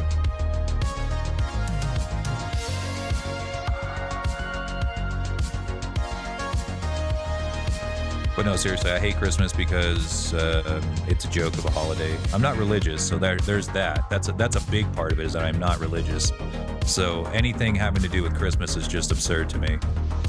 The fact that Christmas is anything more than just like a single day is absurd. Two, Christmas, any meaning Christmas might have had at one point in time has been completely deleted by the fact that people just people are basically tricked into buying an absurd amount of bullshit for people who don't even want that stuff. You know, they probably want like none of it at all. But you have to just guess at what they want, and then hope that you're right when you could just give them cash. Or make them something. That's why for all of my gifts, I don't spend any money. I just make people stuff. Last year I made Nessie a 3D model. This year I 3D printed it for her. You don't like Christmas? Fuck no. I wouldn't even like it if Halloween was 3 months long.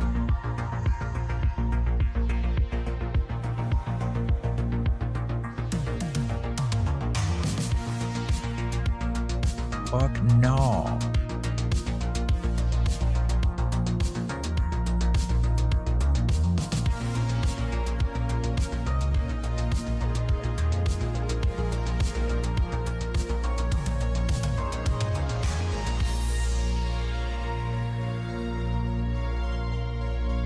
Parents are Catholic. Yeah, my parents are not Catholic, but they're Church of Christ people, and that is just as bad.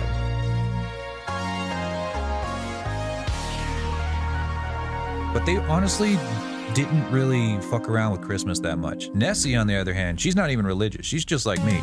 And she still just goes head first into Christmas. She loves everything about it. Everything about it. And I just kind of grit my teeth through it all.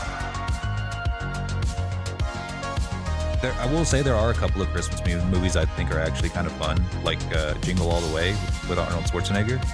One of my favorite movies of all time. Fat Man with Mel Gibson. It's probably one of the best Santa Claus movies of all time. What else? Die Hard is not a Christmas movie. It's just an action movie that takes place in the middle of Christmas. I'm not gonna give the Christmas people that, because people are like, well, you say there are no good Christmas movies, yet Die Hard's a Christmas. No, it's not. No, it's not. That's a lie. That's propaganda. That's Christmas propaganda right there.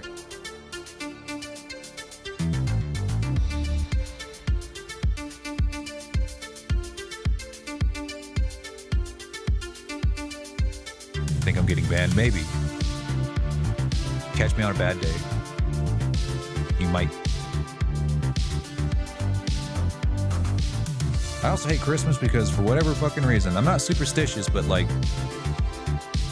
when I was younger, if something bad, really bad was going to happen to me that year, it was going to happen during Christmas.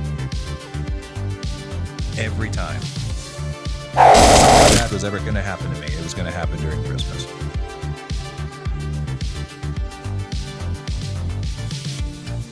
And that really skewed my feelings towards Christmas. That's what I fucking thought.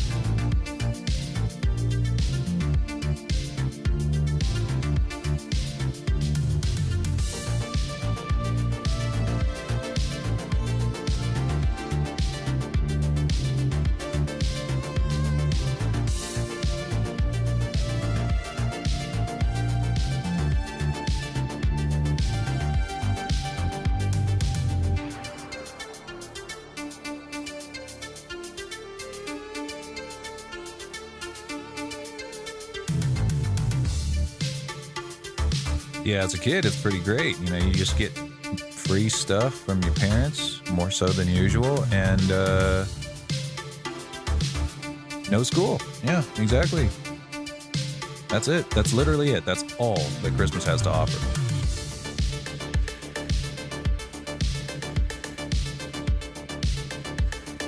Whereas, like, Halloween is good with or without school.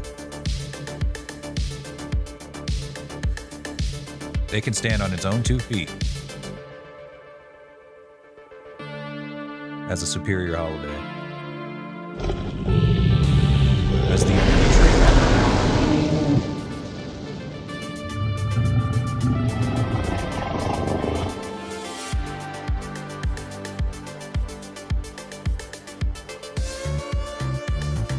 Unironically, I kind of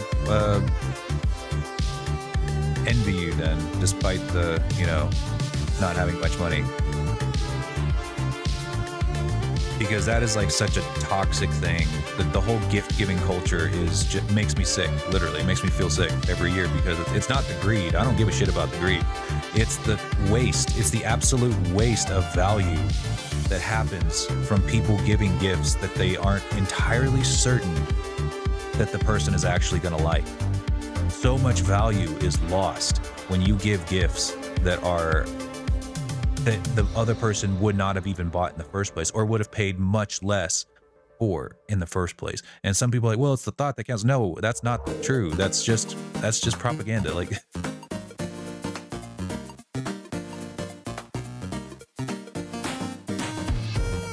yes, exactly. Acts of service are the superior gift.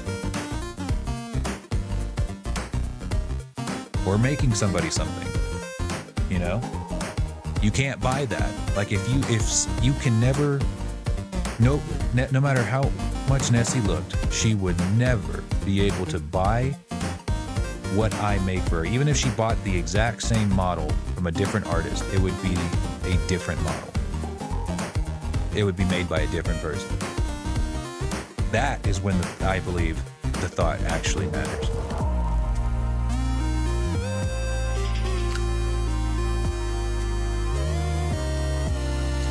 Even if you take a fucking piece of paper, fold it in half, and draw a heart on it and say Merry Christmas or whatever, that is a superior gift than whatever else you can think of.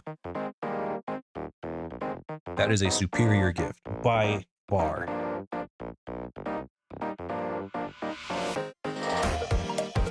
Santa gives the best gifts. I've got some news for you, buddy. I've got some unfortunate news for you. You ready?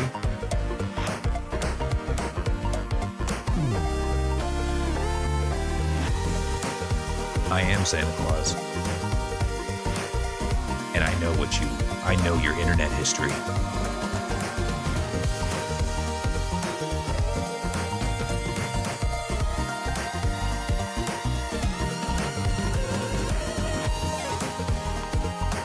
You ain't getting nothing.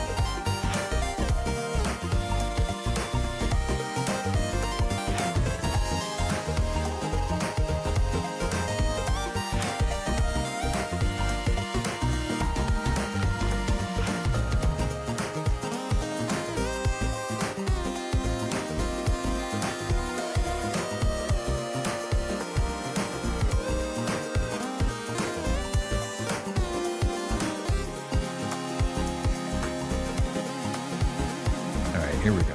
Get an updated version of Jarek in here. That should be a lot more nicer.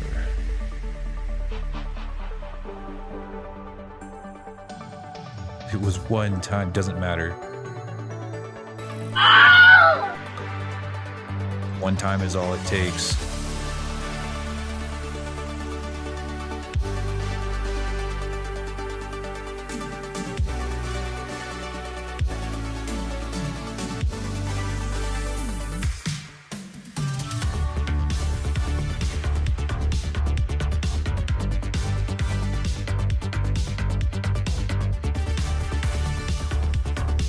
Oh, absolutely. If you cook something from somebody, honestly, I think that the best gifts I ever got were candy. Like if you bought me candy, I'd be happy too. You can't go wrong with candy or homemade goods, like pie or whatever. I think that makes for a much better gift. It's cheaper for one, you don't go broke. Two, it shows how much you care because you put thought and effort into it. And three, they will enjoy it unless they're allergic and they die. An ugly sweater, unironically, still a better gift than just taking a wild guess and then buying them something. If you make the ugly sweater, then yes. If you make them anything, and I mean literally anything, you could make them a fucking chocolate mold of your asshole, and it would still be a better gift because it means you put more thought into it than just going to Walmart, picking out just some random bullshit and hoping that they don't already have one.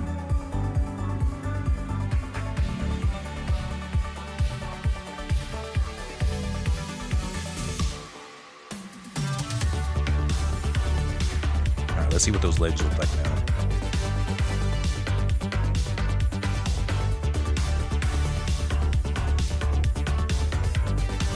Amazon gift cards? Sure. If you want to give them cash, then just give them cash.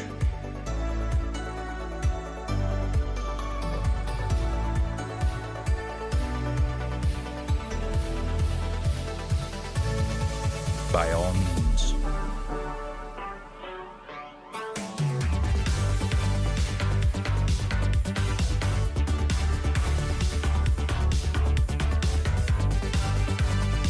Booze. Oh, yeah, maybe booze. Maybe booze if they drink. I buy my sister weed because I live closer to Colorado, so I can buy it. She has to drive like really far to get it, so. Or, you know, have to get it from a dealer, which she hates doing. That dispensary stuff don't play, man. And at least you know there it's like regulated and safe. Whereas like in Texas, you don't know whether it's gonna be laced with fucking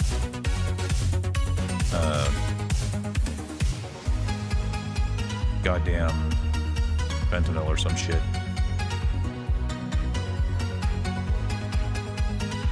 All right, I'm feeling pretty good about this. Let's give this guy let's upload this boy, and we'll see how he turns out.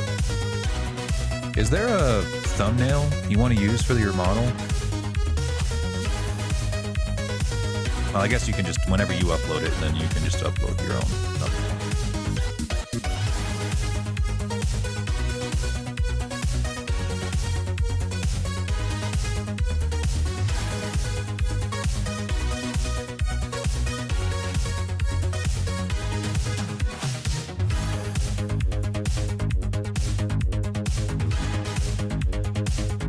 Oops, I forgot about that.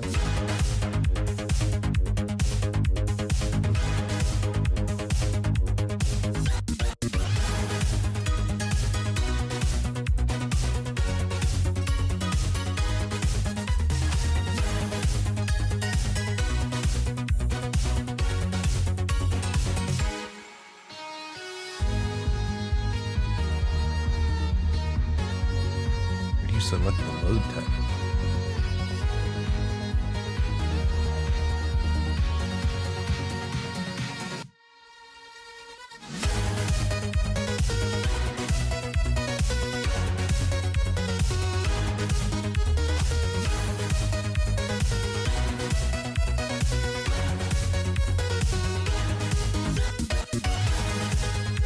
What the heck is the load type for this?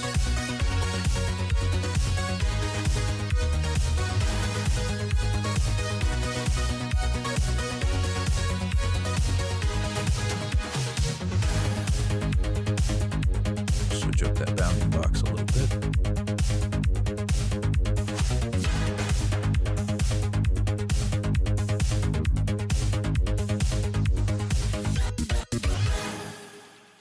If you're getting very poor on your avatar's optimization level or performance level, and it's because of your bounding box, you can change your bounding box pretty easy to 0.024 here. It doesn't really matter how big your bounding box is that much.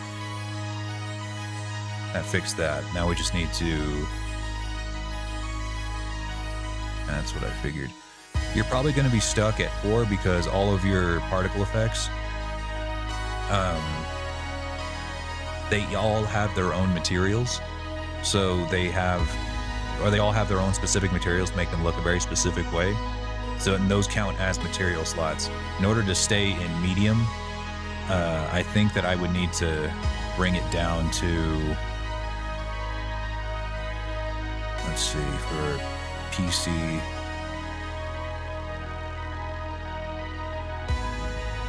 $16. So I would need to get in here and reduce it down from 25 to 16. I would need to take out 9 materials. I don't even know where I'd begin with that.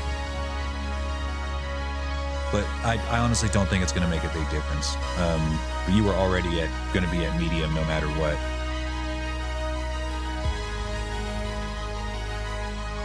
And it looks like our particle count is right where it needs to be. So that's really the big one, is the particle count and the physics. Which does remind me, I need to add physics to your wings.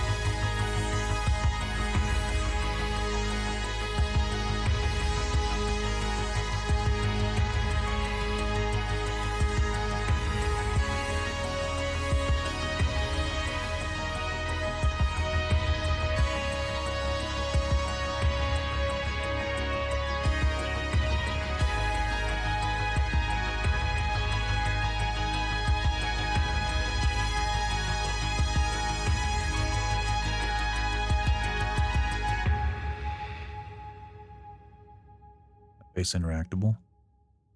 Oh, right. Did I bill you for that? I don't think I did.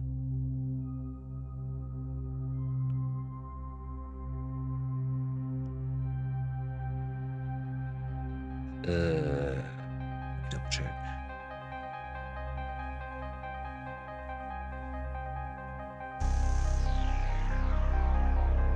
Yeah, I haven't billed you yet. Okay, I'll just add that later.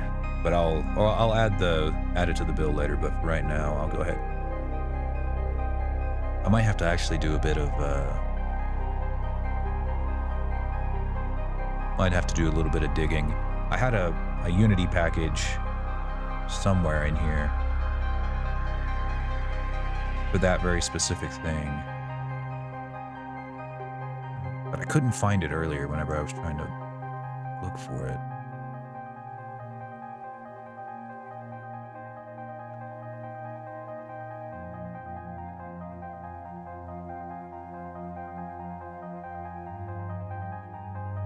I'll have to look, but I'll make sure it's on the final version for sure. But for now, let's test what we have.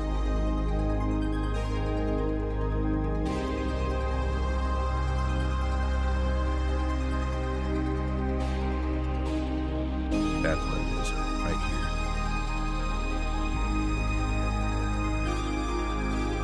Loading background. Thank you.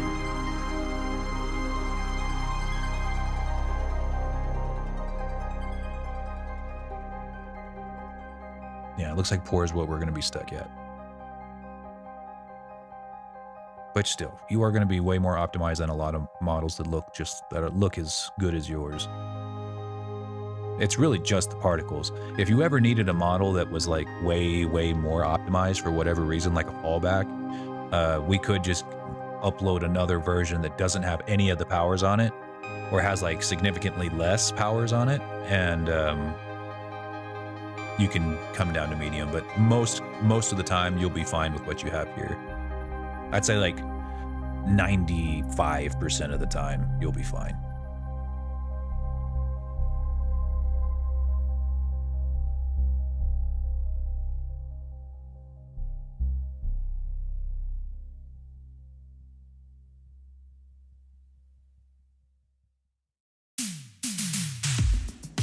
The other 5% of Quest users, well, 100% of the time, you will not be fine for Quest users. They just will not see your avatar. They'll see your fallback.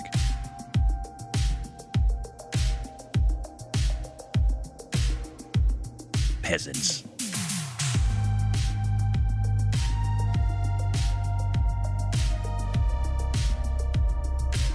All right, let's see how many things fucked up.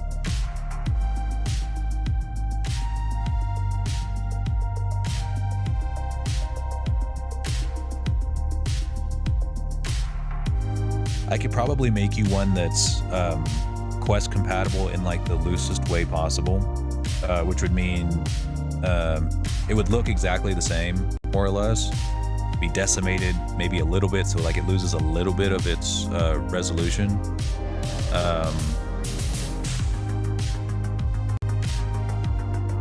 What else?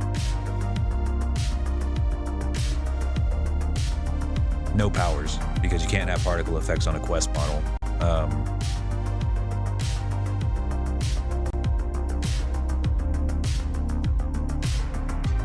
You'd have the wing controls.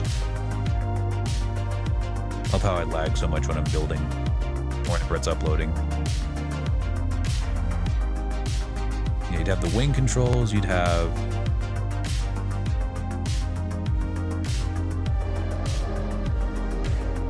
I think. Yeah, that's pretty much it. Well, you have the blood dragon form, you can have that, I think.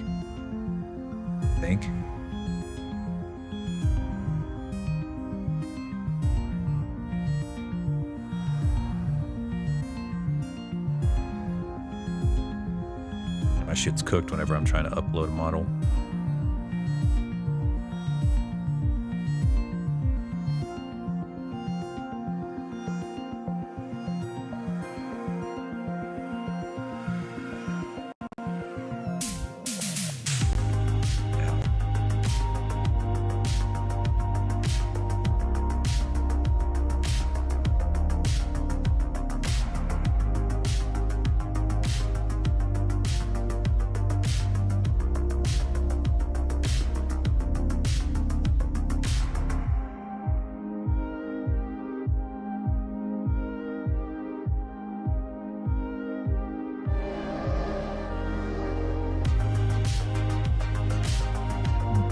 Well, it's not the GPU so much as it is the CPU that's locking up on me, because whenever you're uploading the model, it like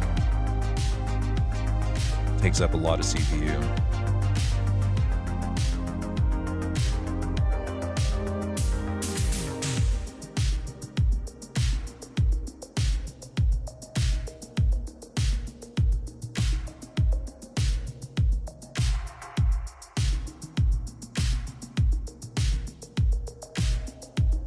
Otherwise it would have been going crazy whenever I just hit play mode.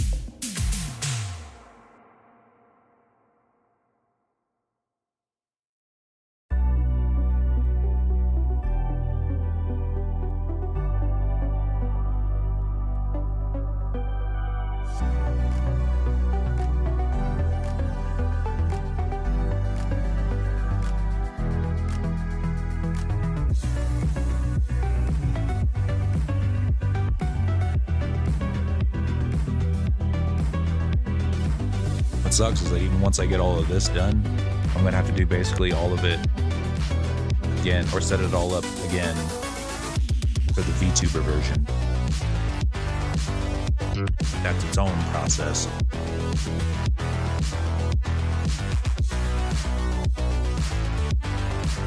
There might be a few things I need to make changes to. Because there are certain shaders that are just not compatible with VTubing software, so the Blood Axe might need to change, but I'm unsure yet. It might not be quite as cool as the VRChat version, but it'd be like the other version that I had come up with. At the worst. Alright, I think it's... Dang, it's really fighting here.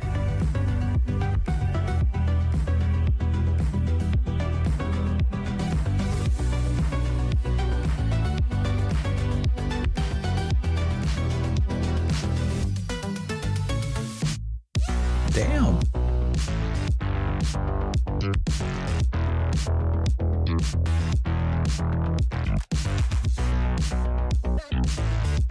Let me see if it's there. You can check on the website.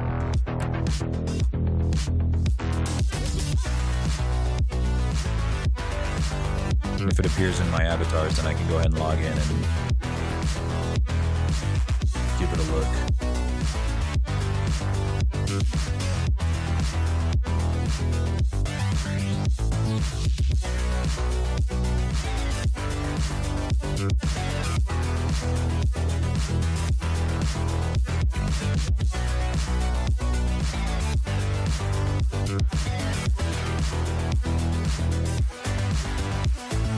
Okay, it is not ready yet. I need to delete some of these avatars. It's starting to kind of crowd up.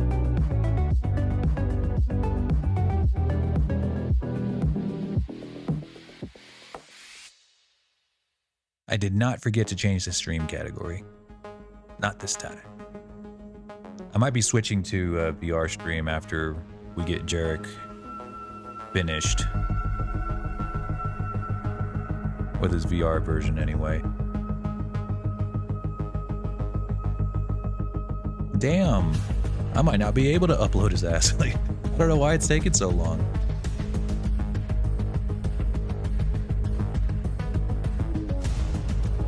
Jesus.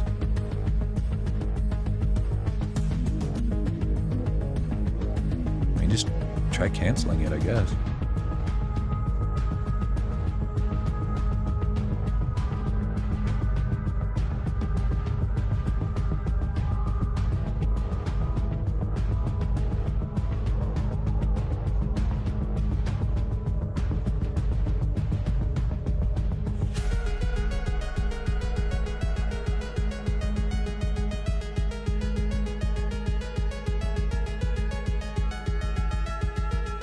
Great, crashed. Lovely. Lovely.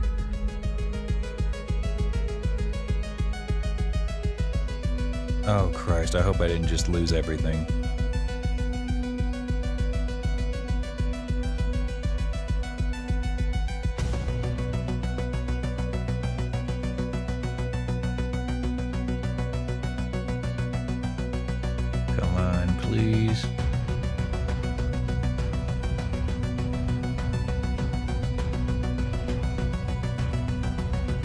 Come on.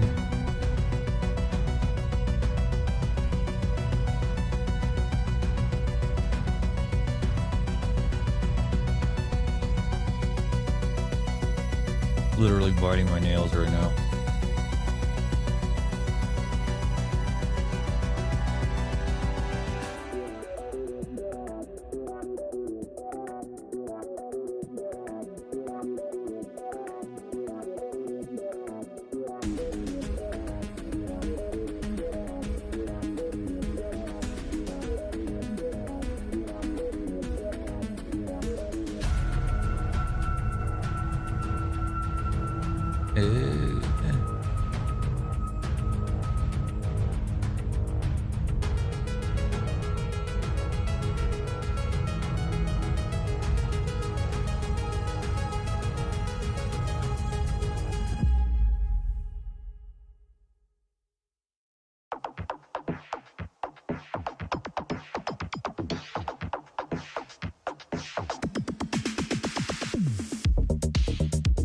Okay, it looks like I've got everything here.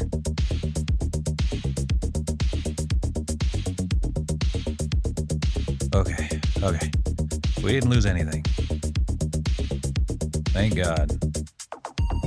Alright, I'm gonna try building this one more goddamn time, and if it just doesn't build, then we're just gonna have to do the test some other time. After I'm done streaming. It'll just be another dance test like last time.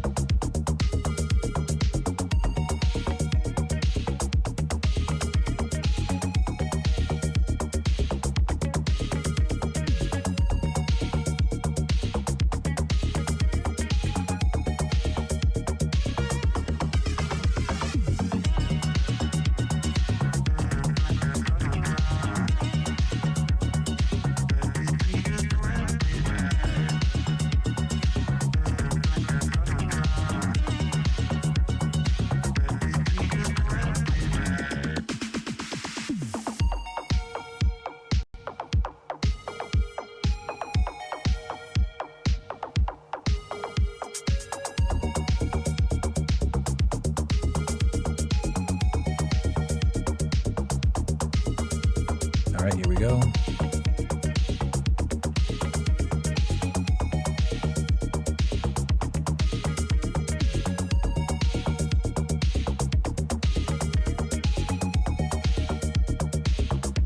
Alright, it worked that time.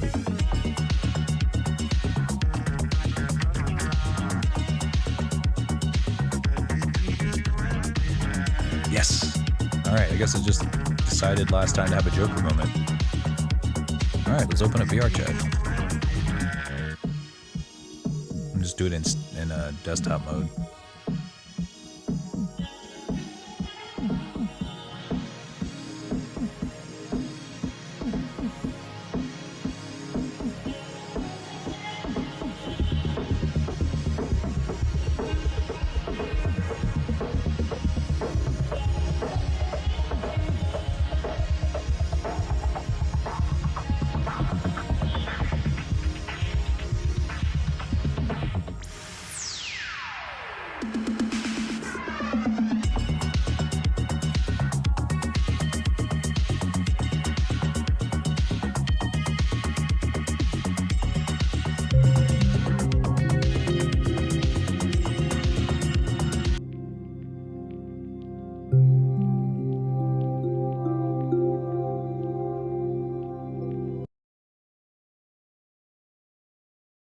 Taking a minute to load up.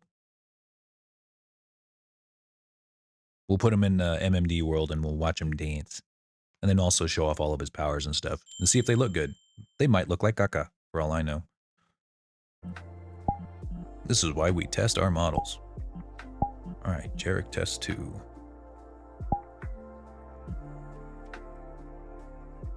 Oh, probably put it up on stream so you guys can see it.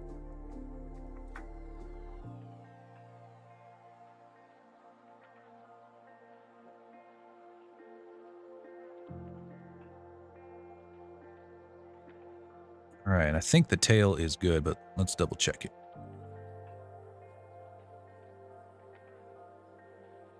Damn it, move those goddamn wings out of the way. There we go. It's a much better looking tail. No more spikes coming out. The thighs look better. Let's take a seat and see what it looks like. All right, that's fine. For some reason, it doesn't have lip sync though, and I think I might have forgot to reset that or something. Let me see. No. Oh. Yeah, whoops. Whoopsies. That's okay. I'll make sure it's fixed before I deliver it, of course.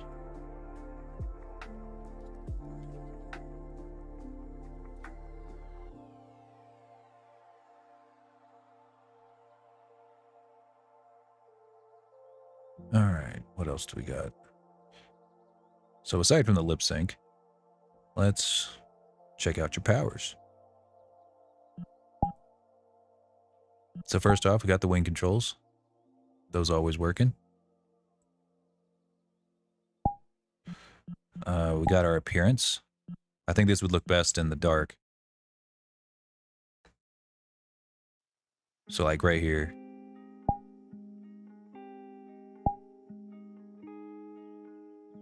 There we go. Look at that blood dragon.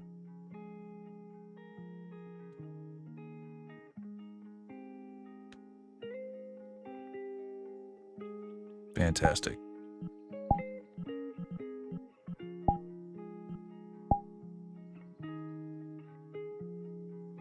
Oh yeah, particles you can't really see in the mirror. You have to see them over here. Yeah, you won't be able to see these in the mirror. You're gonna have to look down at your own feet and hands in order to see them. People will see them though. It depends on the world. Some worlds allow you to see particles in the mirror and some don't. That's on them. I don't have my controllers on, but you can just imagine that you're able to move your hand around and that's where the blood swirl appears.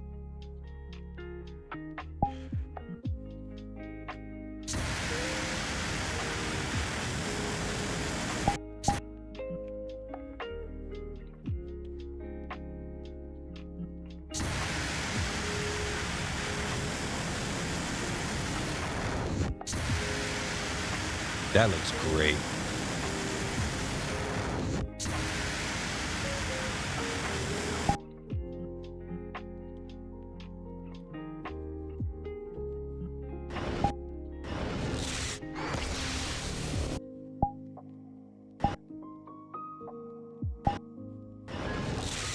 I might need to switch these to toggles.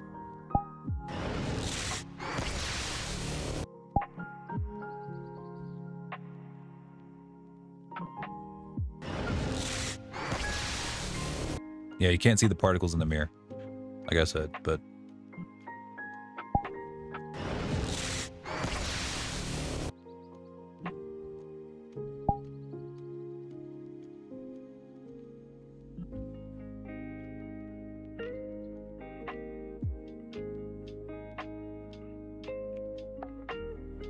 Yeah, I've got to switch these to toggles because they're not staying on.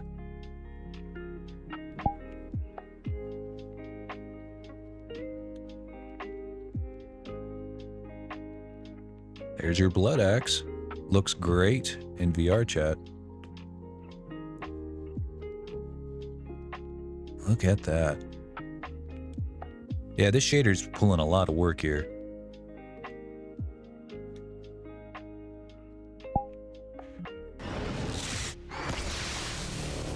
Yeah, and I think that using the mesh for the eyes to get that charge up was the best move.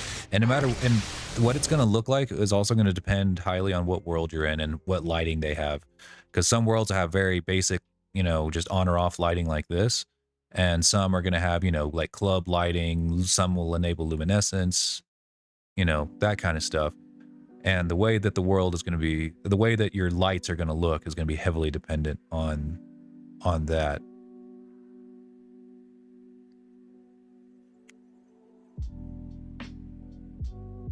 Can't remember how to switch.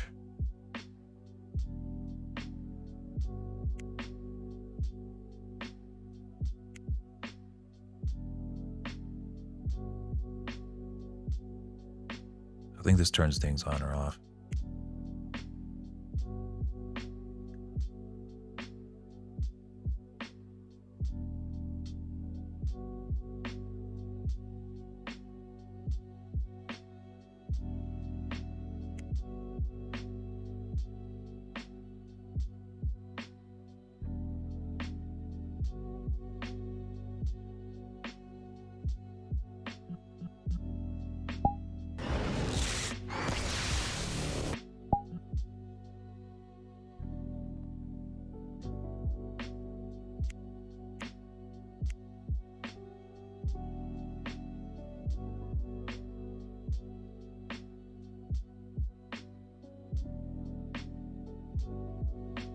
Yeah, well, I can sit here forever and mess around with lights. Oh wait, here we go.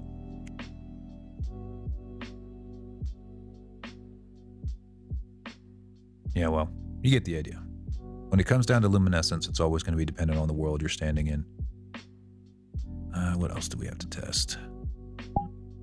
That's pretty much it. I just need to make sure I change these over so that they actually stay on. I think your legs are better. Yeah. No more static crotch.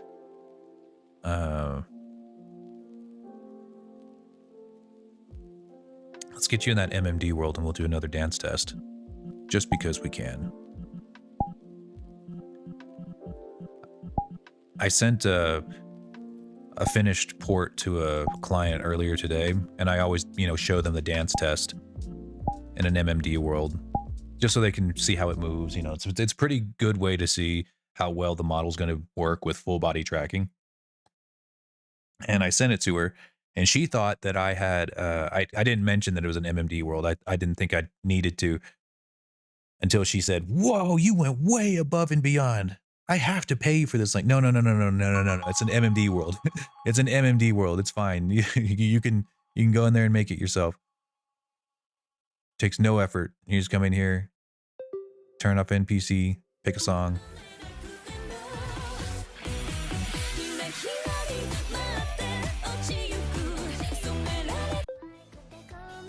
What's your favorite weeb song, Jarek? I know you have one. Is it that?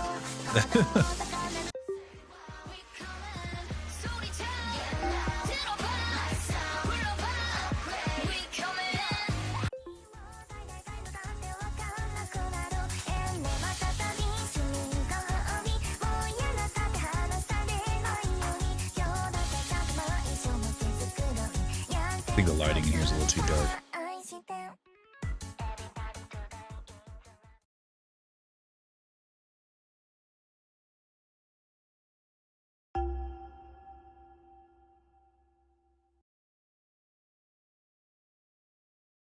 It's pretty dark too, but oh well.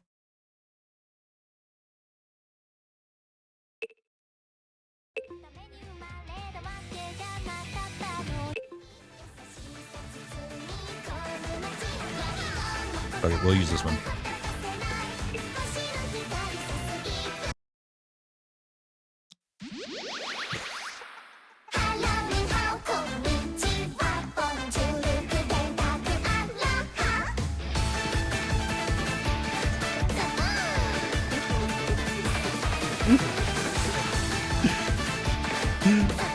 Those hips.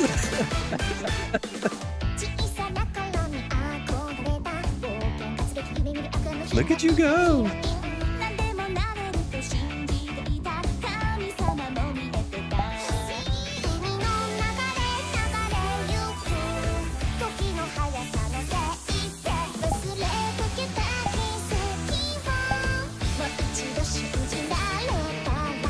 You're on fire.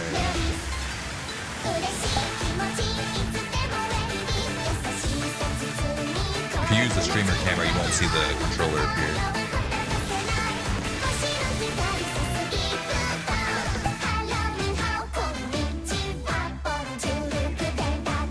Okay, can't use the blood axe in MMD world. That's fine.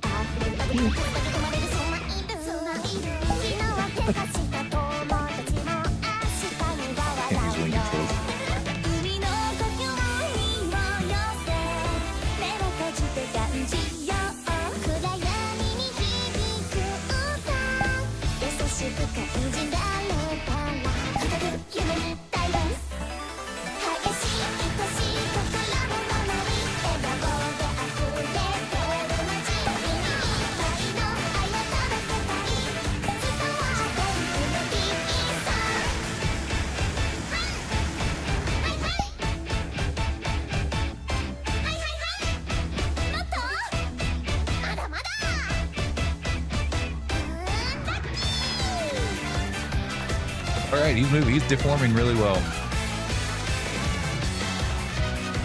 Good muscle movements. Tail's definitely fixed.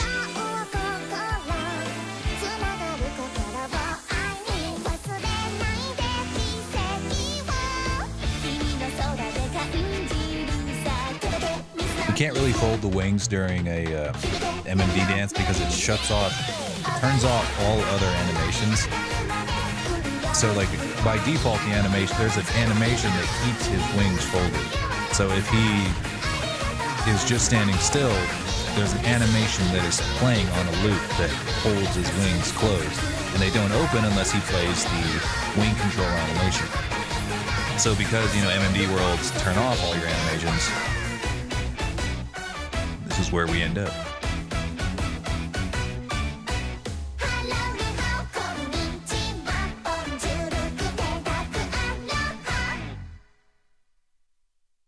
Nice meme. Good job.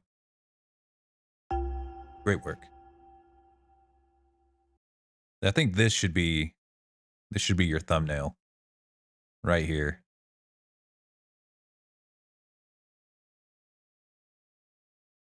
Damn, that's a thumbnail if I've ever seen one. Just me like. Oh yeah, for real. Beautiful. Beautiful. All right. I know what I need to fix. I know what I need to change. I think that's all that I'm going to do for Jarek today. Let's see. What do I feel like doing now?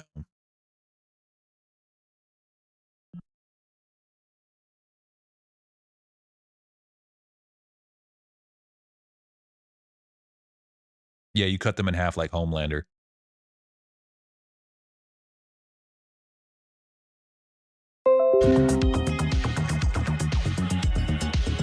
Let's see.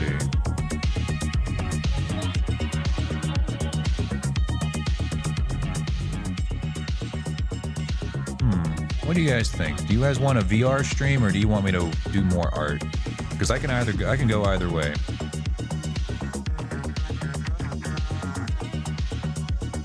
We can do an art stream where I work on Lore 6.0. Still lots of work to be done here.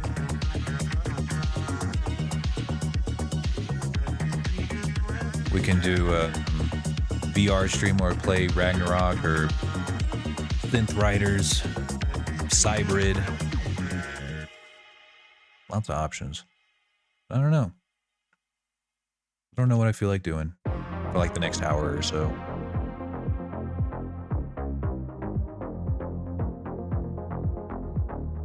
One thing I was definitely going to do is start adding volume to this, because right now we have like the very basic body down, but we need to add some like muscle topology in here.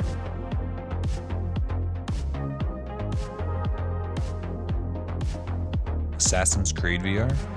No, I don't. I'm not a huge Assassin's Creed fan. really.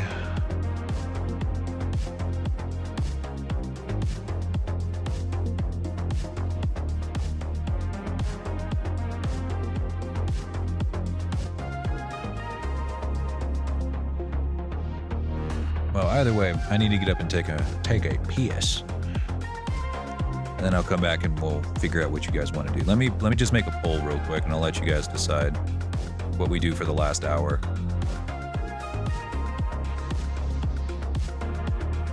And when I get back, I'll see what y'all decide.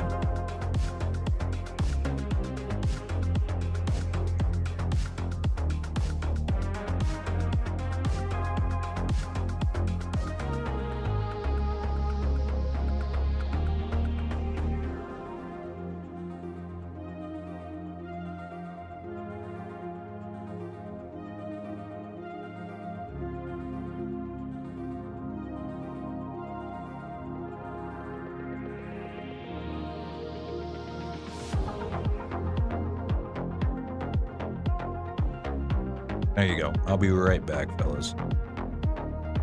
I'll let you guys do your thing.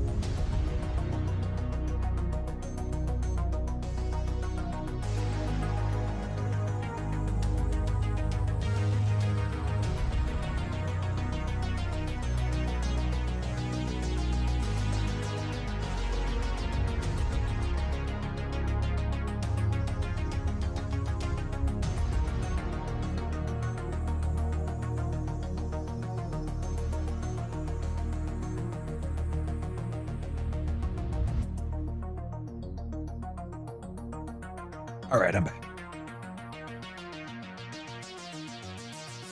Let's see, what do we do? What are we streaming next? Work on Lore 6.0. All right, good, because I just sat back down, and as soon as I sat down, I was like, you know what? I really don't want to get in full body tracking right now. All right, 6.0 it is.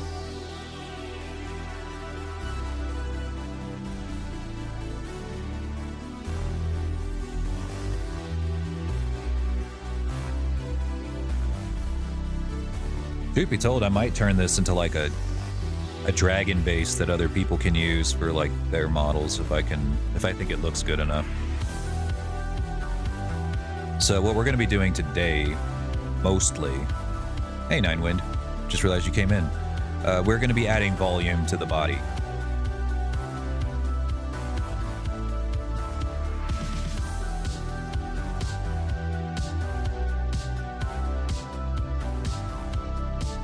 You got to be quicker than that.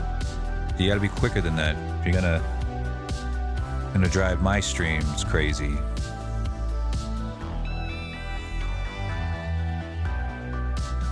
Let's see, was it this way?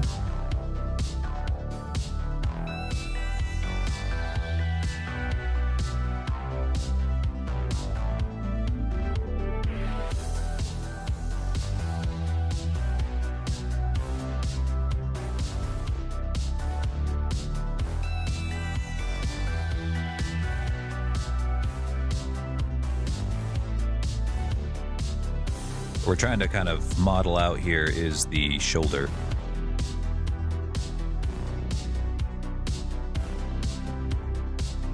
Get some volume on that shoulder.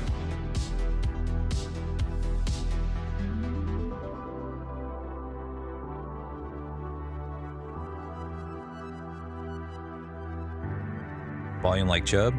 No, not Chub. More like, instead of it just being noodle arms, noodle body, noodle everything, there's going to be some shape to it, you know. We're not going to bulk him out like fucking Baki, but he's going to need at least some shape to his muscles.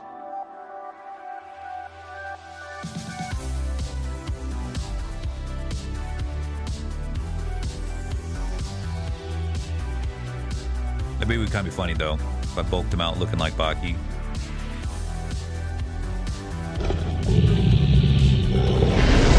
Yeah, JoJo lore. I'd love to make a JoJo styled model. I wish somebody would ask me to do that for them, because I so would. Obviously I can't do it for free, but because that would be a lot of work. But I'd love to do it. Oh God, would I'd love to do it.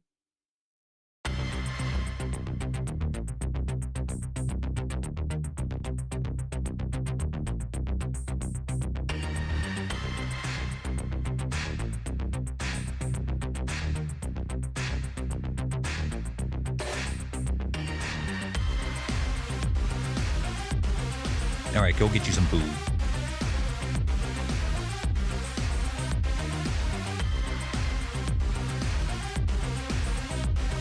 The real trick is that for a JoJo character, you'd have to draw on all of his shading.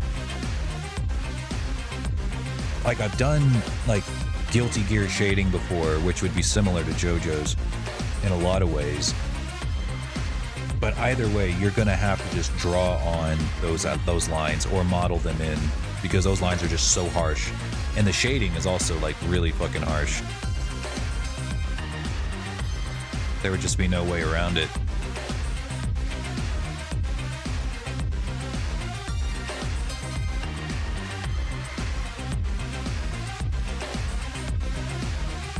Yeah, exactly.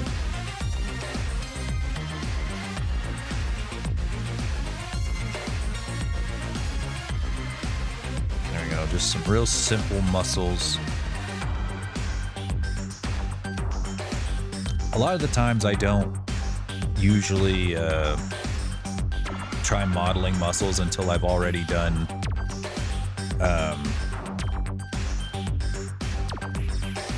what do you call it? Like rigged it, or gave it like a very basic rig so I can test the deformations. But the thing is about my Dragon VTuber rig is that it has to have the arms at a sort of T-pose, which for this kind of dragon looks a little bit weird, and I don't like to model dragons in their T-pose. So I might have to hold off on that and just kind of hope that it deforms right later. I think I might have enough knowledge to make that happen, like on the first try. But we're about to definitely find out. So we want to reroute this to go that way. Thank you.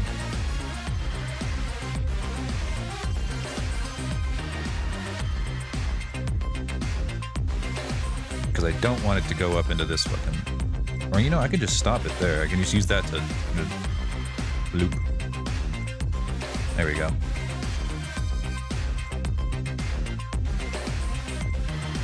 Yeah.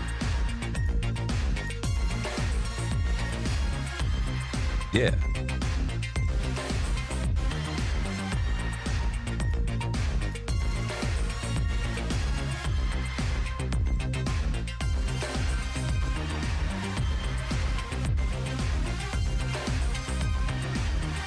Easy peasy.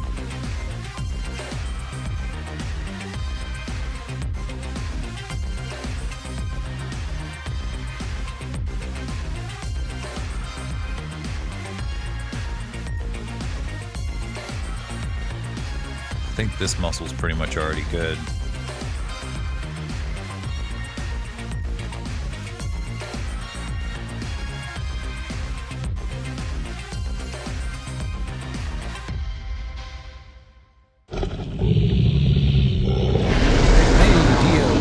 See, buddy, how's it going?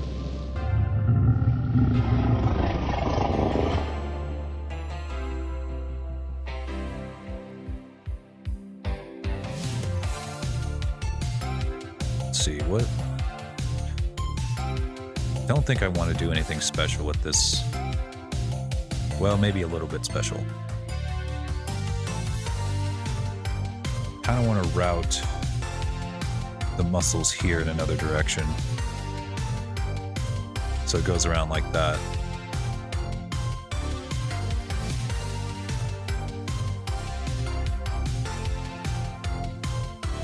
Something like that.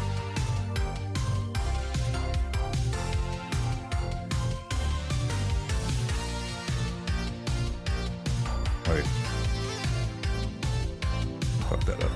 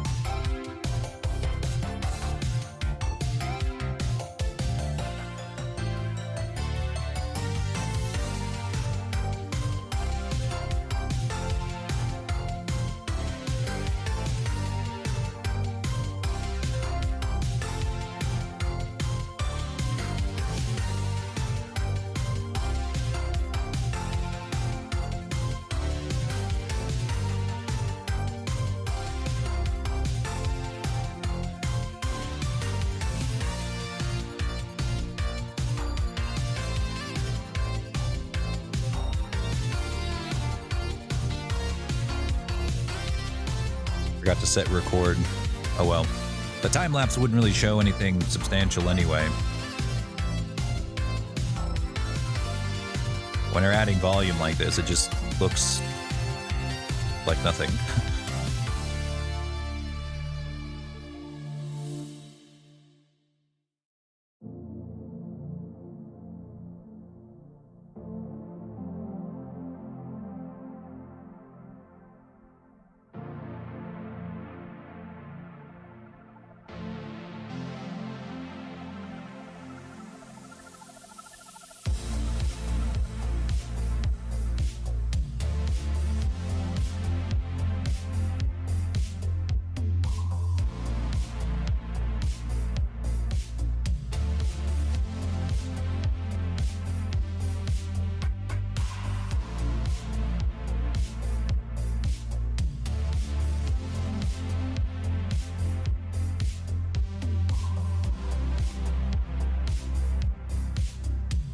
Man, I made him a little too swole.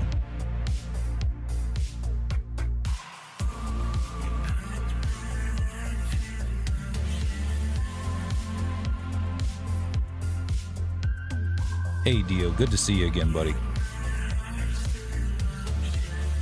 How you been? Can't help it, I keep making my dragons too swole.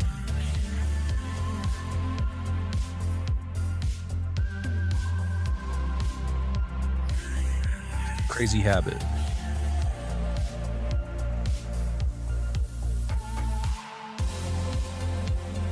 And we're gonna hit it with very light smoothing. I might as well record this.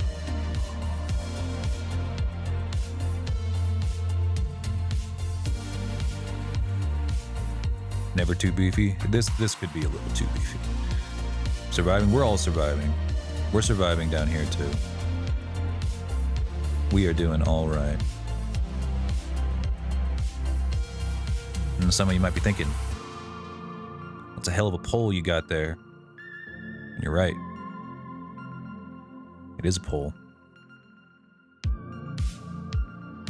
And it's gonna stay there until I subdivide.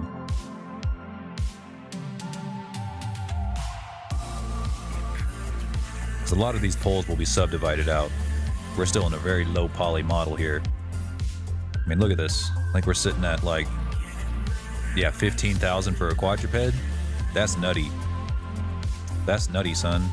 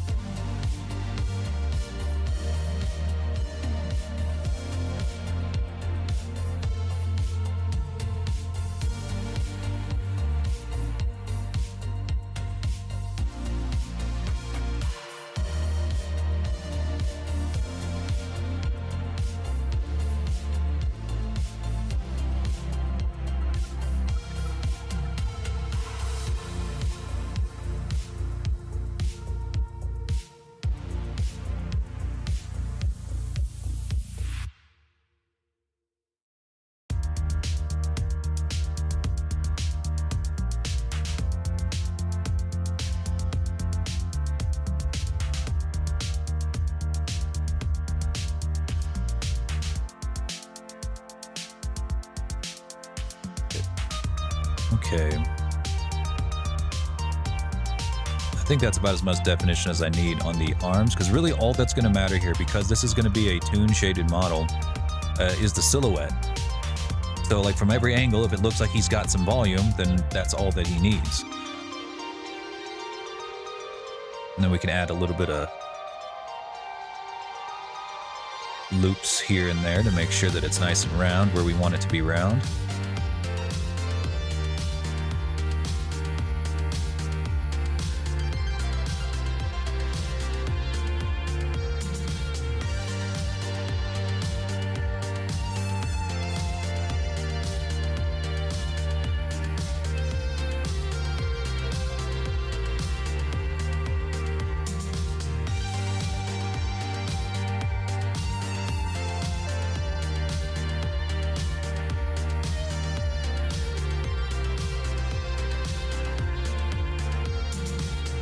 Alright, and then when it comes to the chest plating, what we're going to need is a little bit of extrusion right where the chest meets the bell, or where the belly meets the body.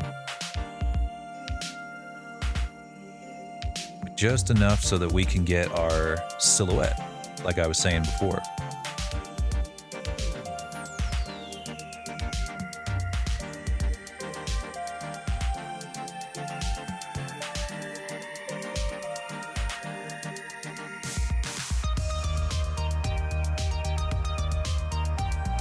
Something along these lines.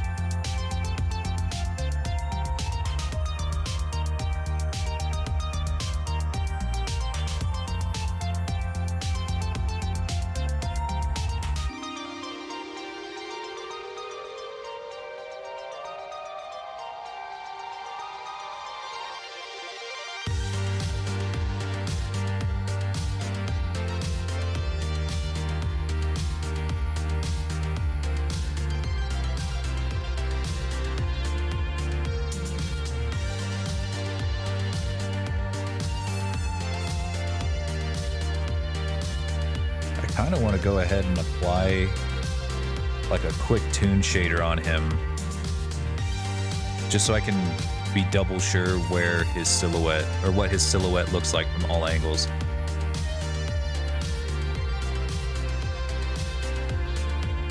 I think I might do that real quick.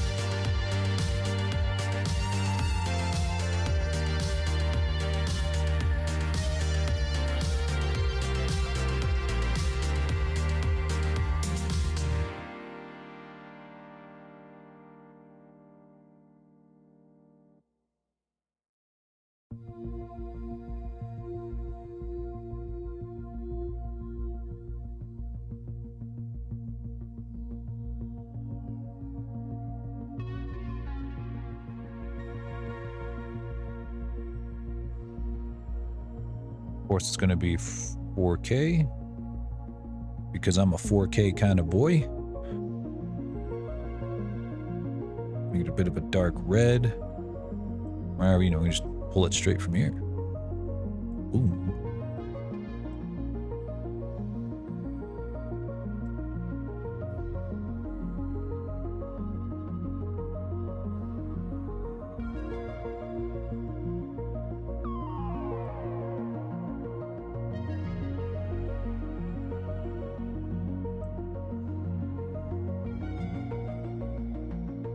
Go.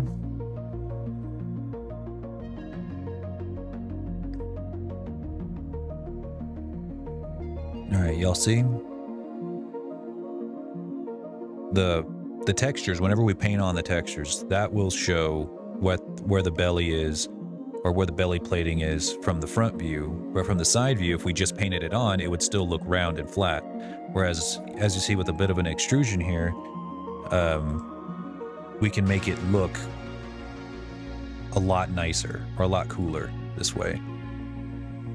And I'm gonna just go ahead and start adding my subdividing spans here and there, just to make it smooth and round where I need it to be smooth and round. We've got a lot of, since we're not using the subdivision surface, because we're GigaChads, I have a lot of room to work with just by adding spans wherever I want to. I don't have to be like, oh, I don't know if I should add this here because it's going to subdivide and quadruple the poly count or whatever. I can be a lot more lenient with myself. Oh, hello, Flippy. He's a good boy.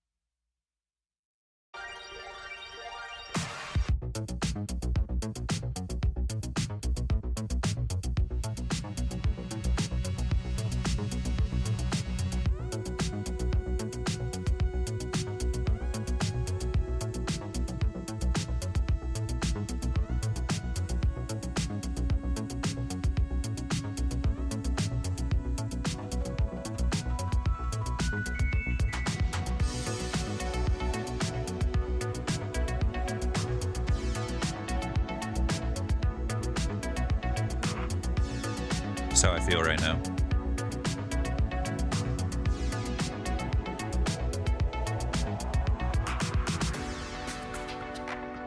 Oh yeah.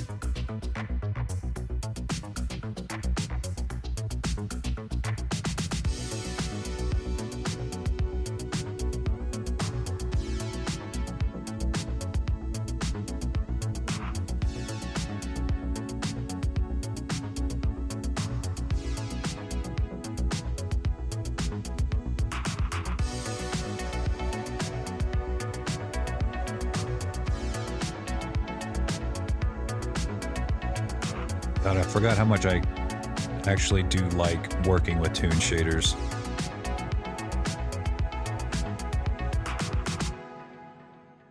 Sculpting and normal maps are nice and all, but sometimes you just gotta go back to using toon shaders because they're just so much fun.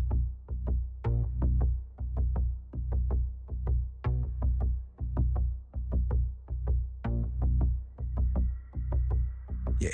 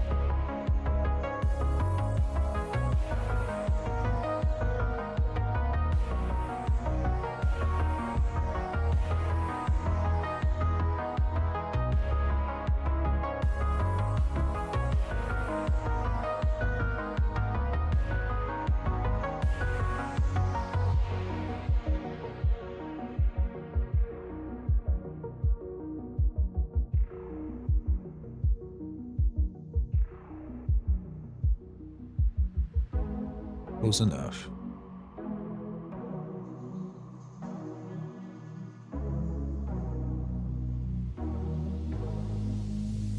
Alright, from this point on, we're just going to be basically eyeballing whether or not the,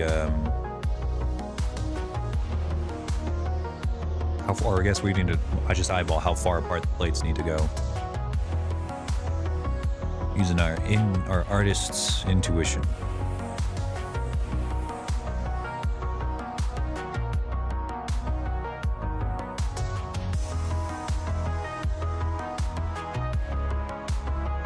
And if you want to keep something from going all the way down the arm, like if you don't want this to go all the way down the arm, into the hand, into the finger, and then all the way around the finger and so on, you can just do this. Just press K, take the knife tool, cut a dividing line right where you want it to stop, then add your span. You still have a quad right there. If you're just planning on adding one span. If you're adding two spans, like that, then you're going to need to do it again. This time in the opposite direction. Bam. Still got quads everywhere. Without adding just a shitload of geometry. If you're making a video game, these are invaluable tips. Lippy. Stop it.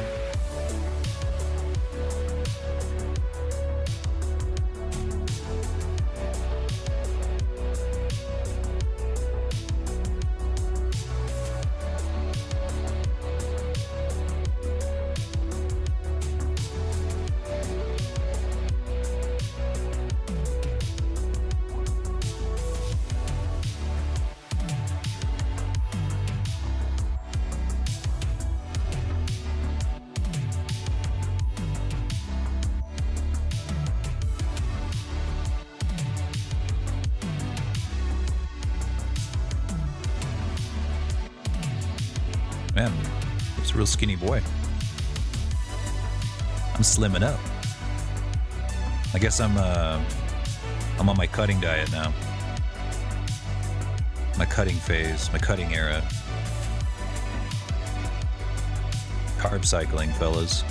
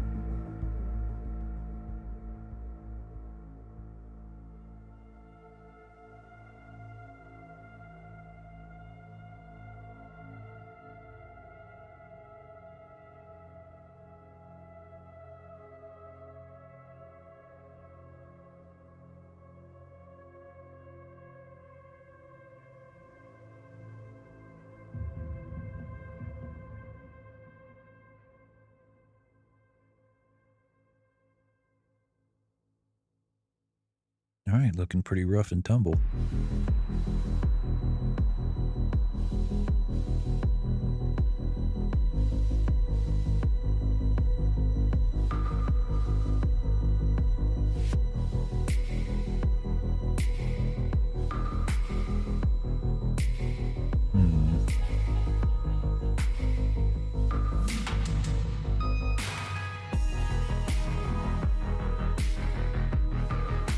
I think I'll add them wherever they are on the tail already. And then work backwards.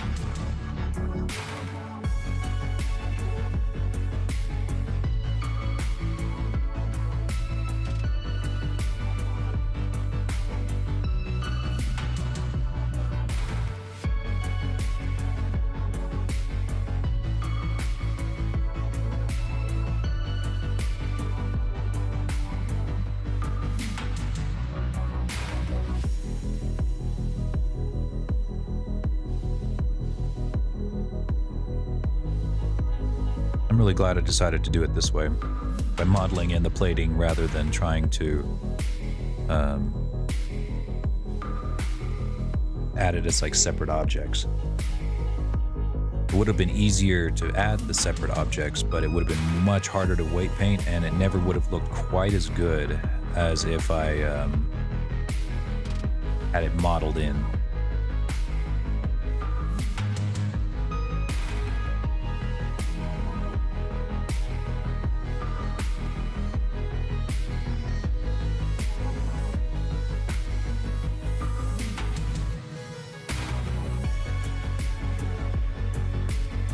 That's where the camera is where the time-lapse tool will record the time-lapse. So if I don't move the camera to the right spot where I'm working, it'll miss all the stuff that I'm doing. That last time-lapse I made had a lot of missing bits because I forgot to position the camera in the right place. That's all right, I'm learning how to use this new tool, this new toy.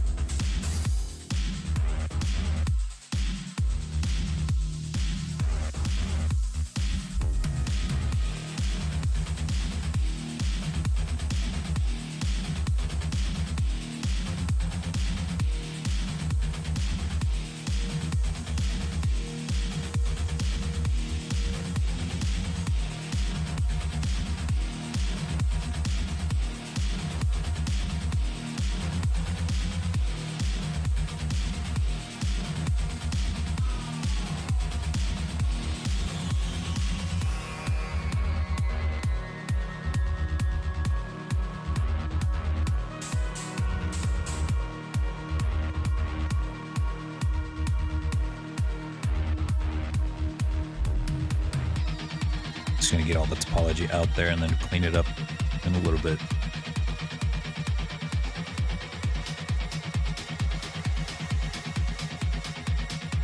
Alright. I think these last two can just be...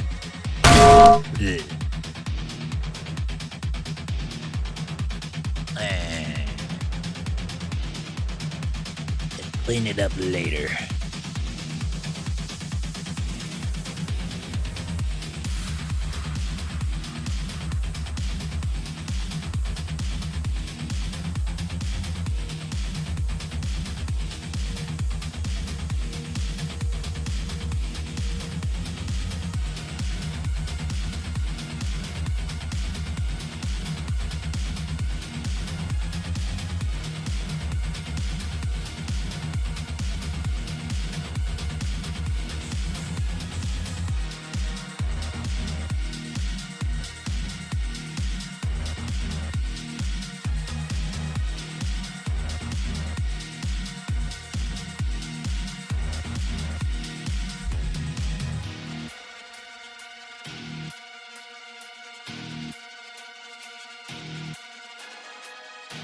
Damn, that dance wasn't on the loop.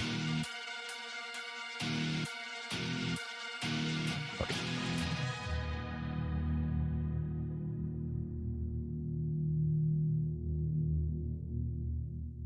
I think between here it'd be smarter just to do...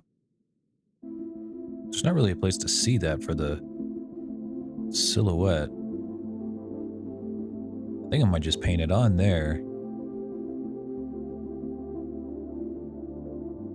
Yeah, I'm just gonna paint that shading on. And if it looks like caca later, I'll fix it. Alright, let's see. We should have maybe a couple of spots left that are tries, but mostly we got ourselves some quads just about everywhere. Except for like right in between the plates, which is, you know, just do this, bam, you got quads. It's not even necessary, really. Well, I guess a little bit, because it does change where the shadows are going to appear.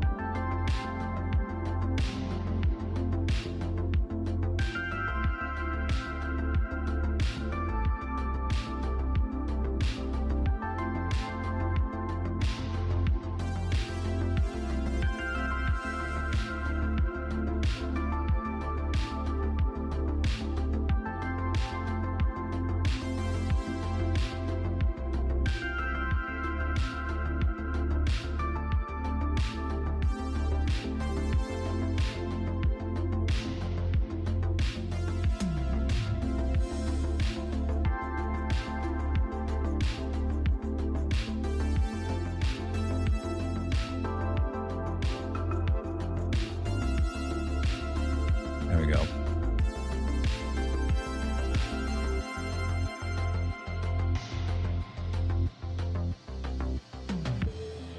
All right, what else do we need? The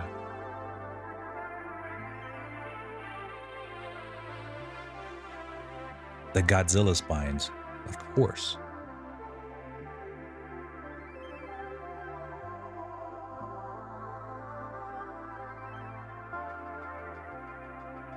All right, here's what we're gonna do for the Godzilla spines.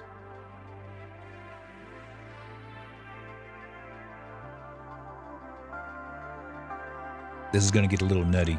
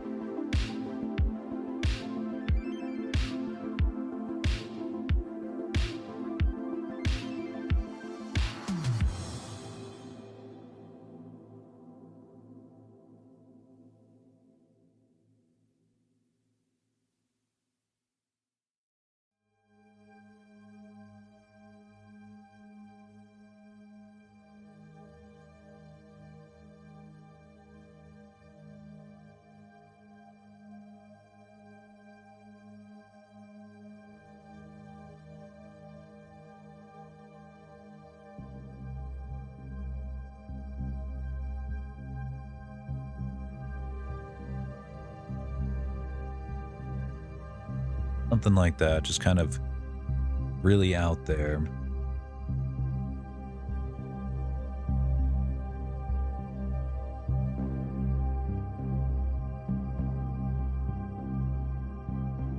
Let's bring that down in size, probably something like about there.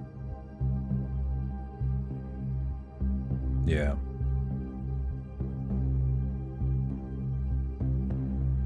I'm gonna go ahead and UV unwrap them because all we need to do is that right down the center because we want it to be like a solid plate. Next, we're gonna add a NURBS path to this spine. We're gonna add an array, set it to fit curve. I'm gonna select the curve we just made. Want it to be a constant offset from about that far apart. Next, we're gonna add a curve deform modifier. Activate or set it to the path we just made. Good shit. I think I still want these to be smaller.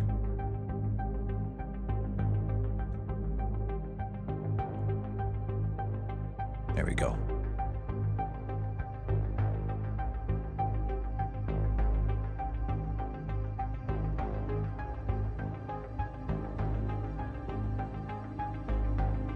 Okay. Now we could take that curve, and if we make that curve longer, it will make more spines, and if we make it shorter, it'll take off spines. We can use that to place our spines on a boy here. But they need to be way smaller. Oh, goodness.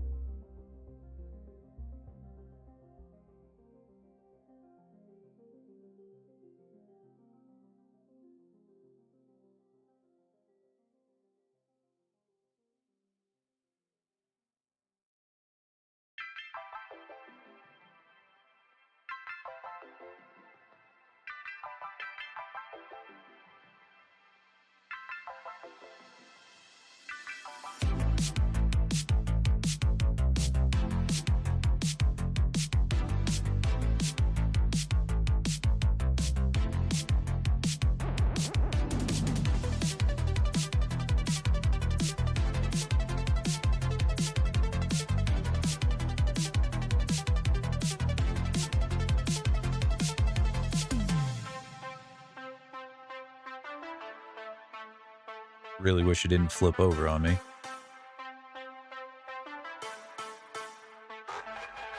That'd be nice. All right, and the only reason we're using this is because it's going to help us distribute these spines and kind of give us a rough scaling of them too. So if we want to scale them up, we can scale them up in certain spots. I think I want his tallest spines to be like right between his wings. Like that. And then once we turn them into mesh, we'll be able to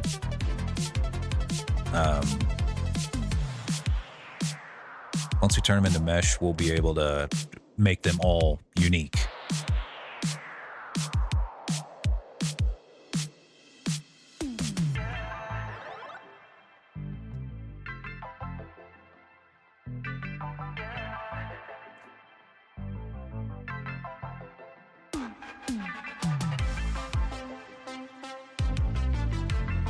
All right, we make a second one. We just copy paste it.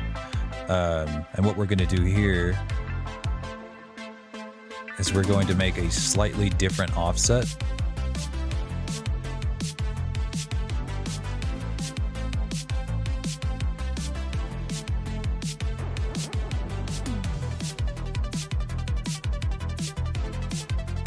The way we do that is we can grab the item in edit mode and move it slightly to the right in edit mode, and it will affect where it's placed on the array. Yeah. And I want pretty much all of them on the edges to be smaller, so we're just gonna do this.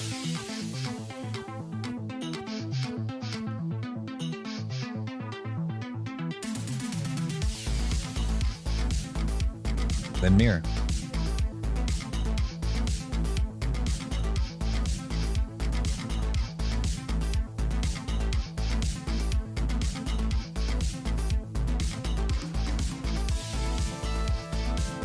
Venezuelan food. Sounds delicious. It's getting about time for me to make some dinner. Don't know what I'm gonna make tonight. I had shrimp for lunch.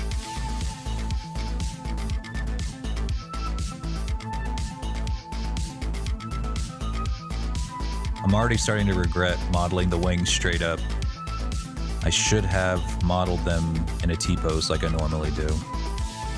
But I was a fool. More shrimp, I will get sick. I can't have that much shrimp. That's too much. Or maybe at least a different, maybe if I cook them differently this time. Slightly differently.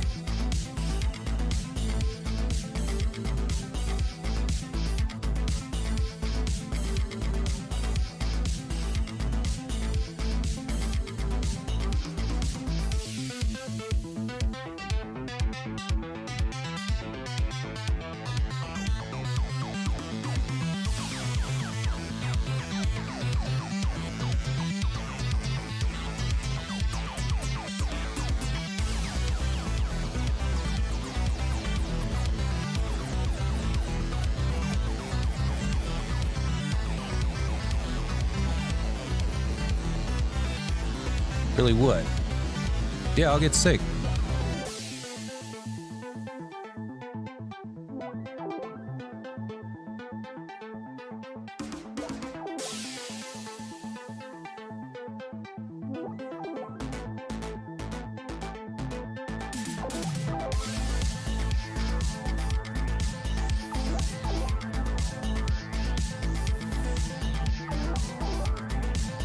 All right, there's our Godzilla spines. All right. Now the part that I fucking despise with all my fucking heart. The mouth.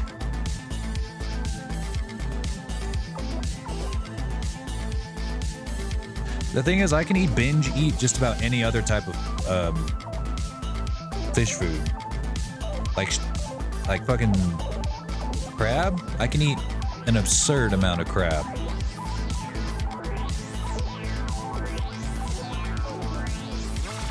A nutty amount of crab.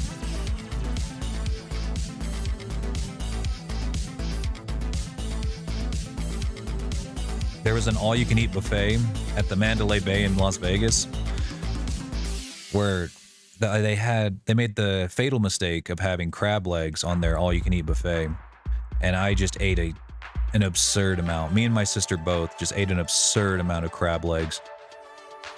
We both felt so sick afterwards, but man, it was so worth it. There's nothing on this earth that tastes better. Well, maybe lobster. Lobster might be just slightly better.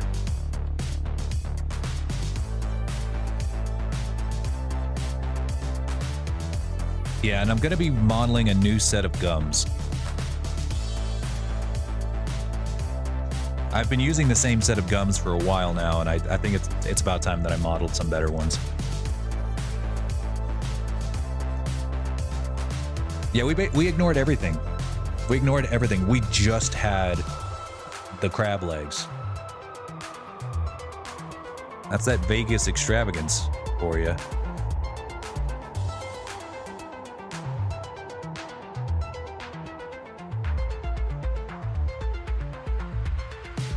I fucking love Las Vegas, man. It's mankind's greatest achievement, I tell you what.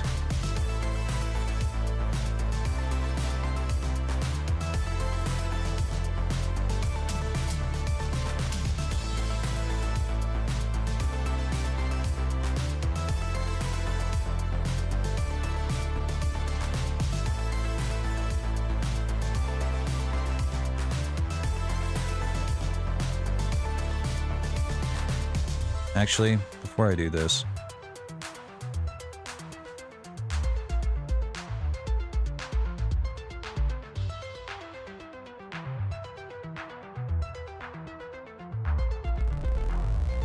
I think I need to get the inside of his mouth too. Yeah, that way I can model the tongue directly onto the gums. Yeah.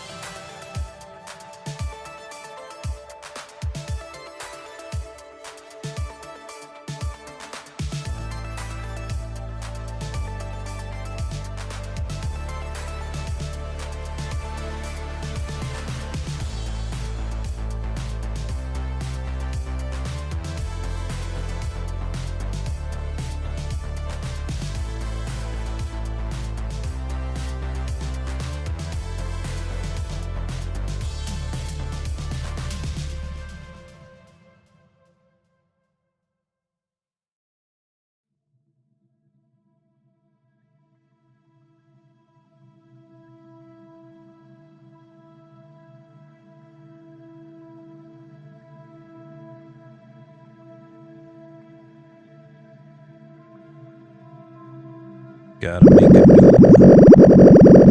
a new vor hole. That's what we call it here in the dragon community. You call it a mouth. You normies call it a mouth. I can't, never mind. Never mind. I'm not gonna make that joke. It's too much. It's too much, man. God help me. I haven't been to church in 10 years, but I think it's time I start going.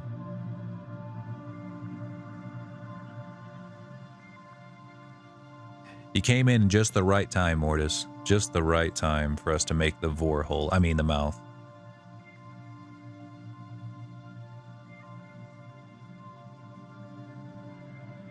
Welcome in.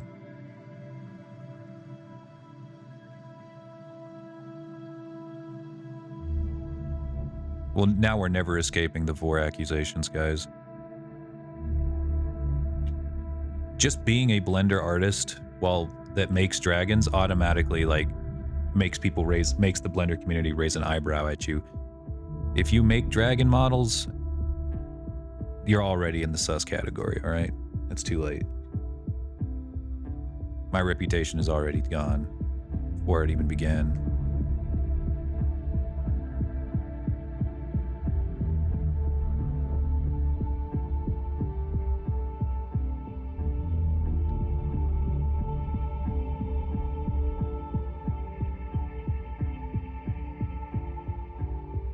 Start selling vor mods. Yeah, that's what I'll do. I'll make a Skyrim mod where you can let the dragon eat you or some shit.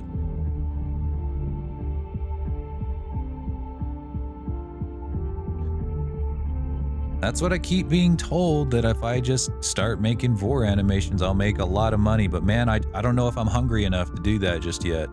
I don't know if I'm starving enough to do that just yet. That already exists. Well, I'll make it better. I'll make it better with even better dragons. Or you know what? I'll add it to the Dragon's Dogma game. I'll add a mod, Dragon's Dogma. I know for sure there's no mod for that in Dragon's Dogma. There's hardly any mods in Dragon's Dogma.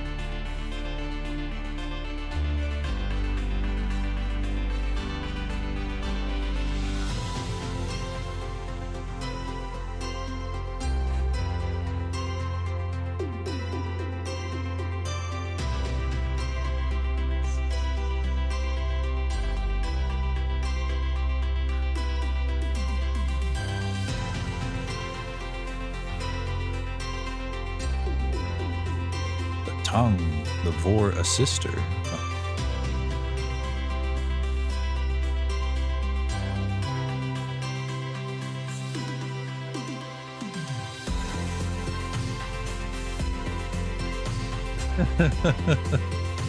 I'm not making a very good first impression, am I?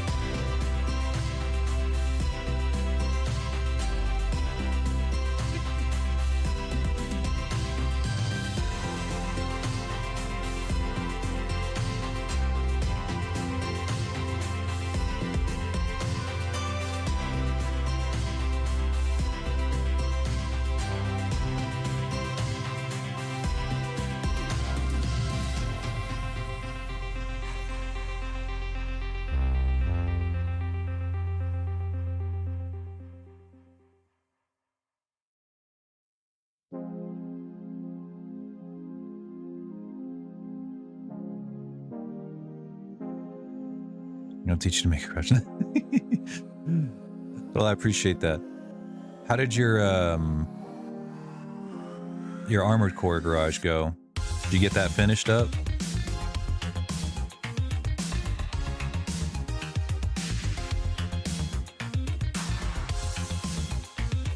Did you get a lot of architecture modelers in your neck of Twitch?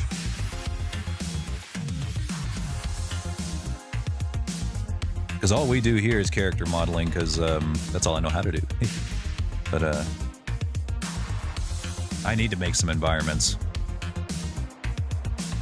Mainly for myself.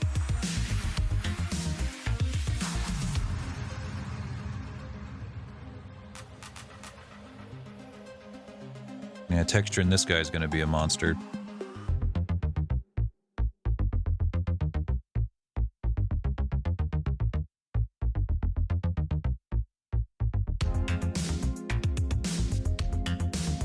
Just rigs, huh?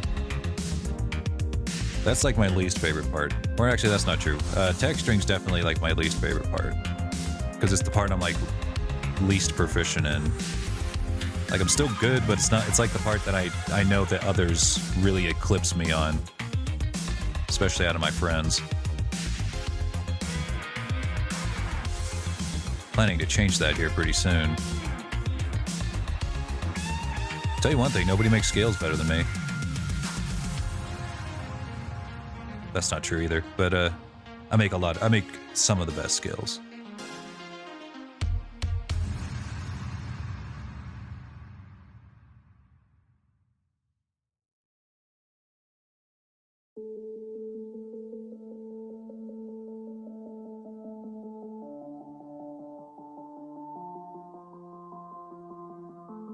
Hey, not every dragon needs to be completely decked out in scales like a Baldur's Gate 3 Dragonborn.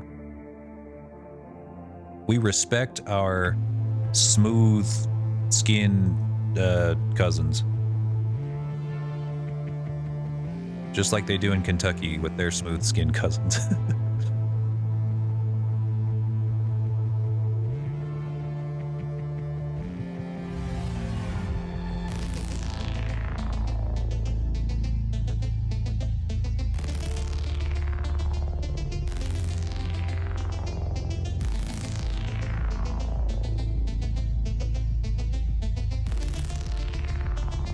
We got anybody from Kentucky that can confirm?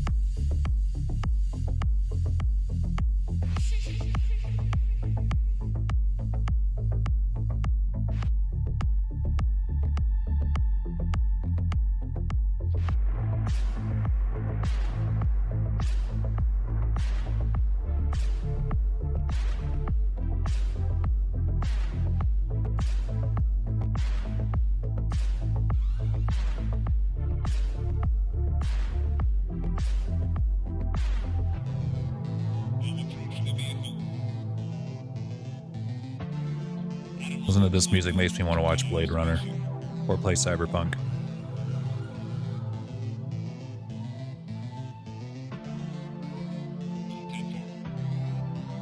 The best shooters. The best shooter game.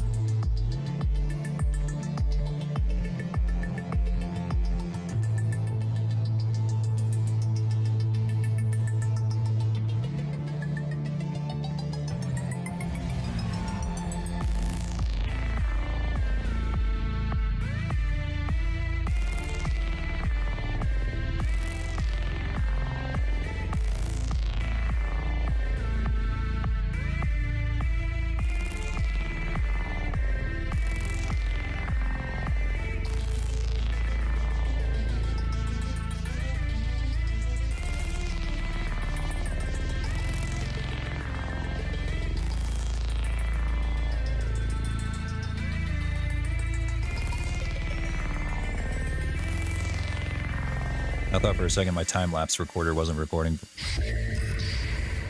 I was about to get pretty upset. And cry, maybe. Maybe just cry a little bit. I think I deserve a good cry if my time-lapse recorder wasn't recording. The worst part of this model.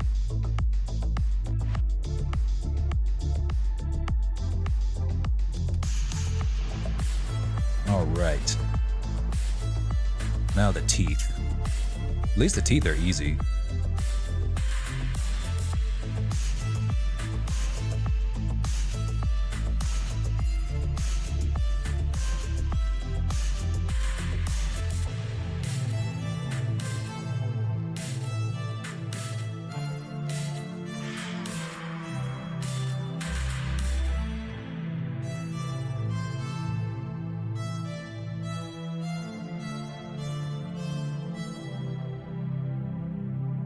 First, we make ourselves a NURBS path. Somewhere. Where'd it go?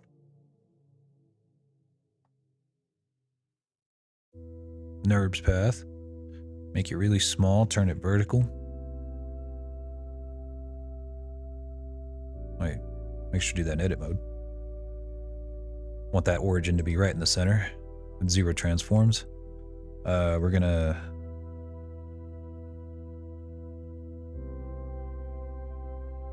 I think we're going to use a Bezier shape or a Bezier circle to shape it.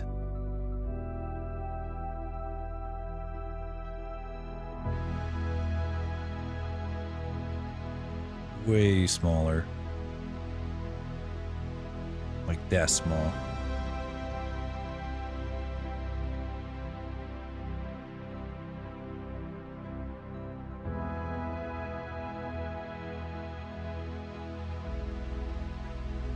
gonna make it kind of diamond shaped a little bit, so that it's diamond shaped on the inside of the tooth and round-ish on the outside of the tooth. So what we're gonna do is take these and subdivide them.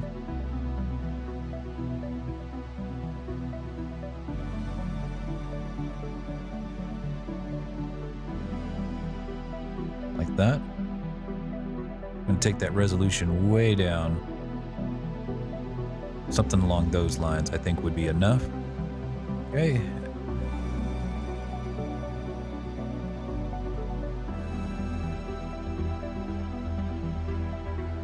Oh. Didn't know that you can make a Bezier circle and a Bezier path the same object. That's interesting.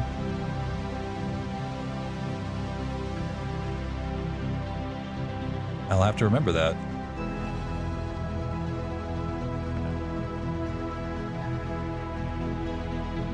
Wrong thing. We're gonna set its bevel to this object. Neato. Super thin. Super small. Clip off the top here. I think I accidentally subdivided this. Yeah, I did. I'll just take every other one of these. Take them down. Actually, we only need 3 points, so we can even unsubdivide it further.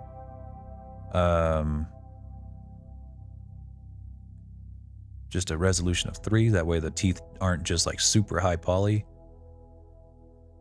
Kind of pinch it off at the bottom. Fatten it up in the middle. And then we're going to curve it in just a little bit.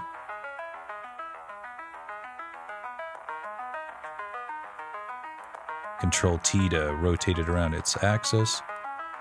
Because we want it to face... Actually, I think I fucked that up. Hang on. I want it to curve this way. Yeah.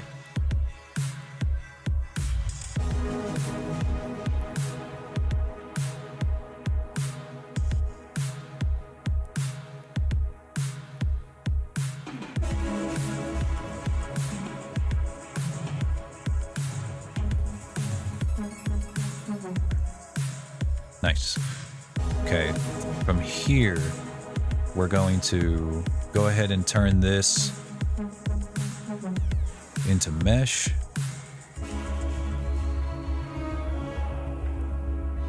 We're going to grab the topmost points, select all of them in X-ray mode, go to merge at center. That'll make this 1 point.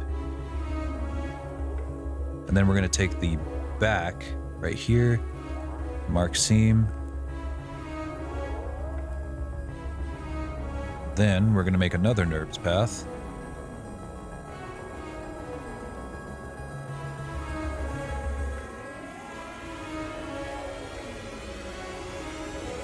Give our mesh here the same treatment as we gave our spines. Set it along a curve. Pick the NURBS path. Then we're going to give it a curve deform modifier. Set it again across that NURBS path.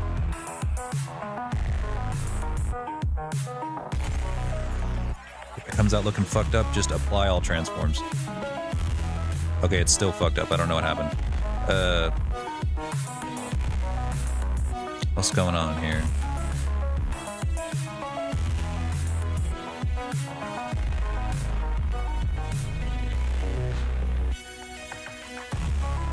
Fuck. That's never happened before.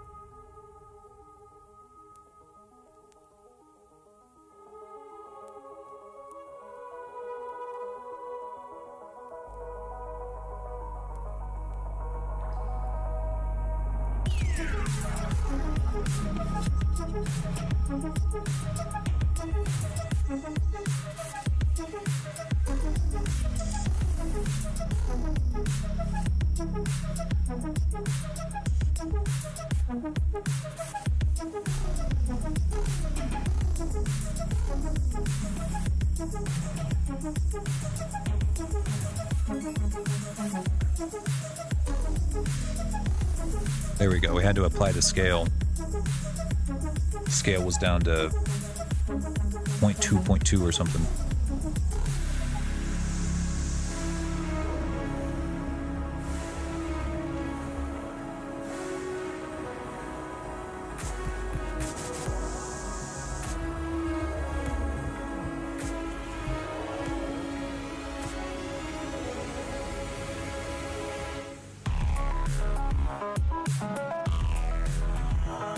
All right, now let's try that again. There we go. And now we can take that nerves path.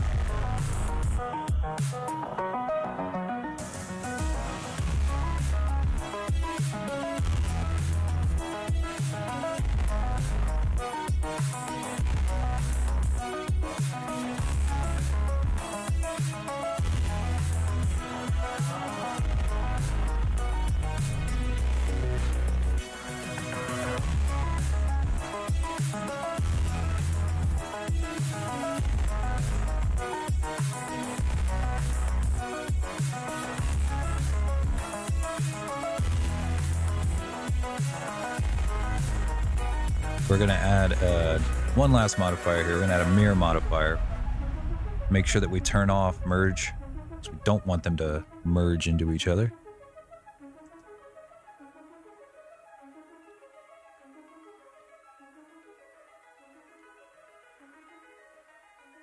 Made you quit MMA and become a sword. I didn't quit, I just stopped fighting. I'm a trainer now. So I'm still in it. I still train. I just don't compete. I'm not entirely sure I identify as a furry either, really. I wear the avatar, but it's not really like, I don't really vibe with a lot of the fandom. They are not exactly my energy.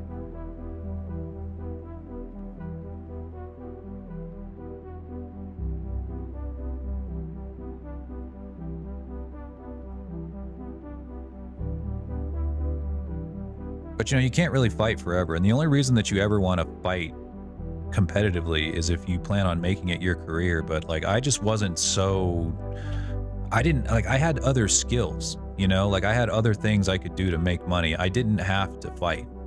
A lot of the times when a lot of the, you know, the wise guys I train over at the gym, they have no other options, you know, like they have no college education. They have no prospects for success. They have no other skills, no marketable skills.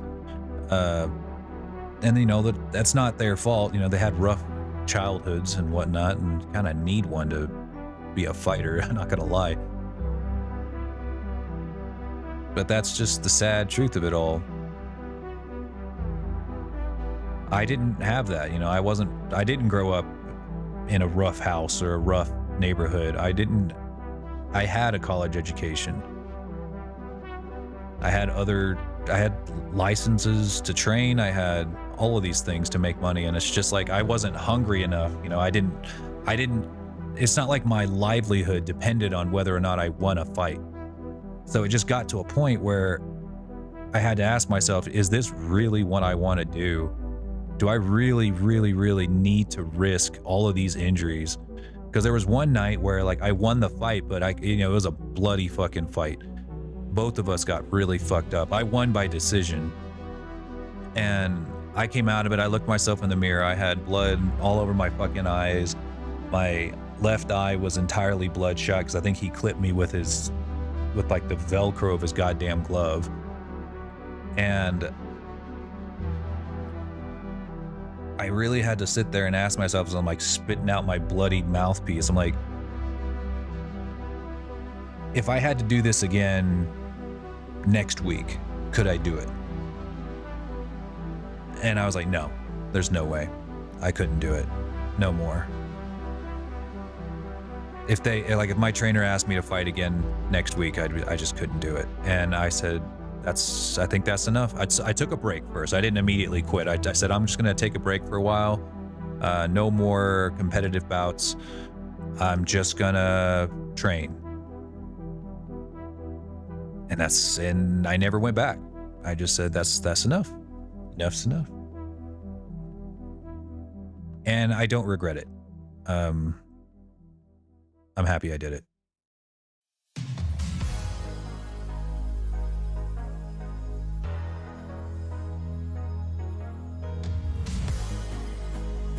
And I'd say for anyone out there who's like aspiring to compete in MMA, you really need to ask yourself why you want to do it, and whether or not you have what it takes, not just skill wise, but do you really have what it takes to hurt somebody else for no reason? You know, a lot of people don't really have what it takes to hurt somebody for no reason other than, you know, whether you're under attack. And even then, some people still don't really have it in them to defend themselves. Even when they're attacked, you might think you do, but when you're really put in that situation, do you have it in you? And if you don't, that's not a weakness. It just means you're an empathetic person, and that's a good thing. But that just means that you're not cut out for the arena, and that's okay. Yeah. I had it in me, but that doesn't mean I'm braver or, you know, more Giga Chad than anybody. It just means I could do it. That's it. That's all it means, is that I can do it.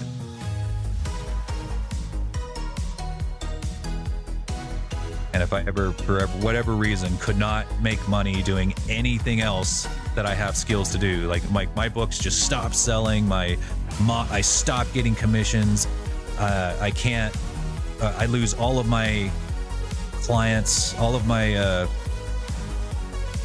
you know, like I lose everything for some reason. I guess I could fall back on fighting, but no, I couldn't. I honestly, even then, I don't think I could do it. Because even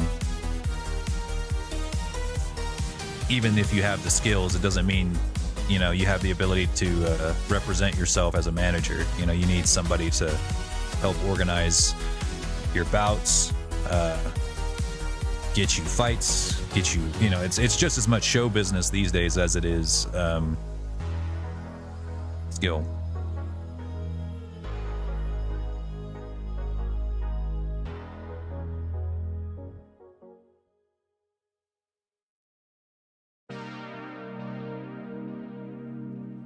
Alright, so now we have our teeth placed. I'm going to give myself just some slightly bigger fangs. But I'm going to go ahead and like duplicate these. The bottom teeth are pretty much what I want exactly, but Control D, damn it.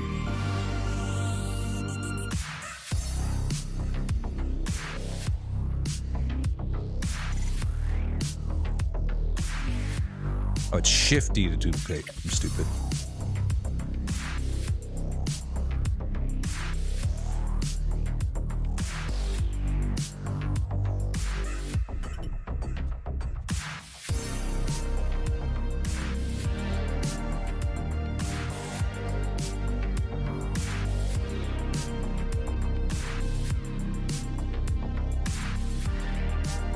Speaking of mixed martial arts, my new MMA gloves just came in the mail.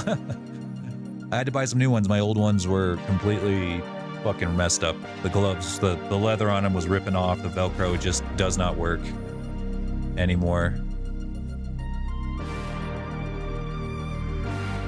It was time for some new gloves.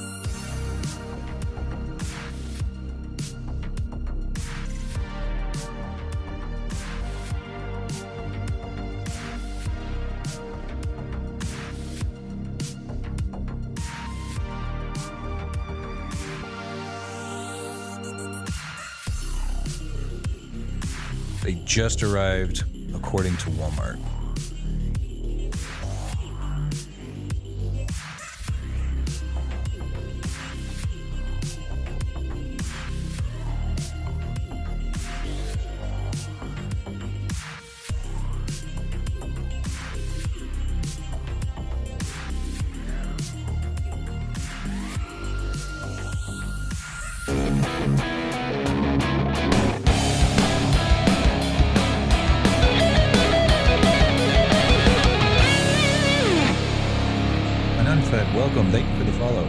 appreciate that. Anun Vet. Welcome to the Lore Cave. Today we're working on my Lore Dragon 6.0 model. He is almost... The base mesh is almost done.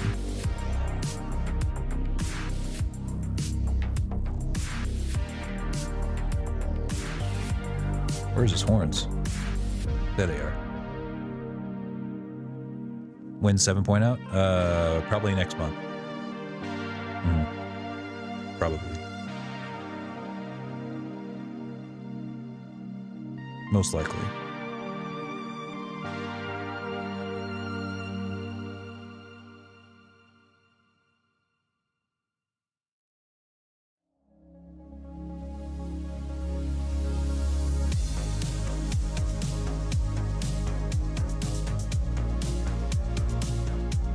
Come out with the new model faster than they come out with a new Call of Duty game. Except mine's actually going to be good. Hey.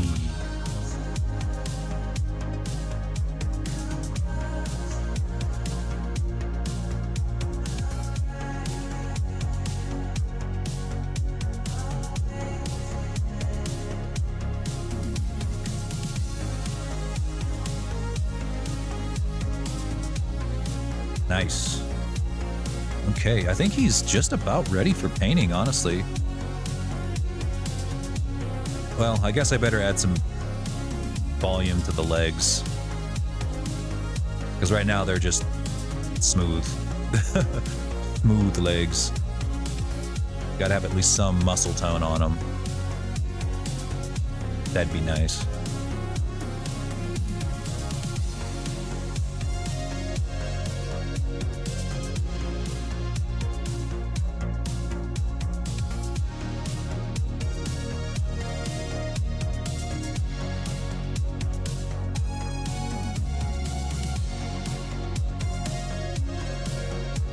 Well, and truth be told, I might just be able to like pull this set of vertices and like in a little bit, put an edge loop in here, and just kind of normalize it or smooth it out.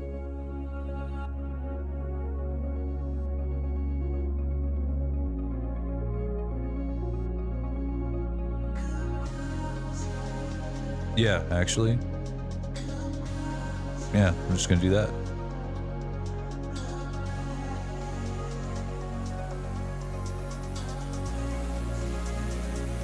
Amazing. Amazing.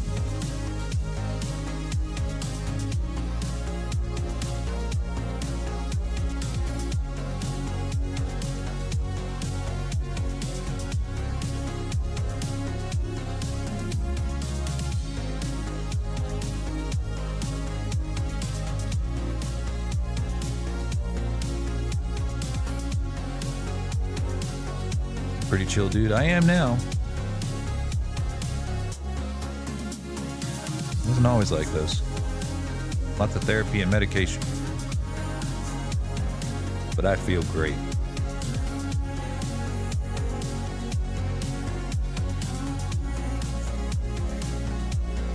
Alright, same thing for the calves, basically. Just kind of slap. Bam.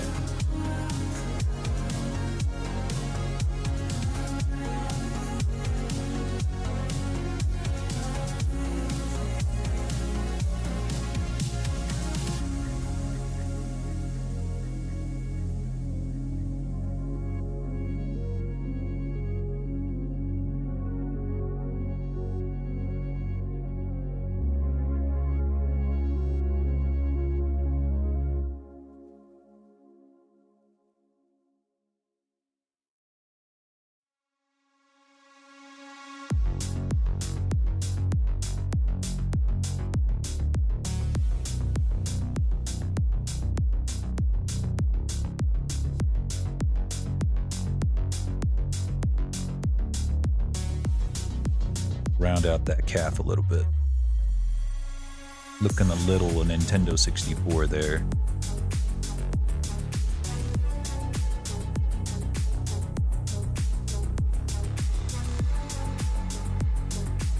Well, that's fine. It's not easy to find sparring partners, and honestly, you shouldn't really be sparring that much anyway. You should do it sparingly with people you trust. It's perfectly fine to practice on bags, spar only with people you trust, and always wear protective headgear. And never spar at 100%, unless you're getting ready to compete very soon. And even then, you gotta be like fucking careful about it.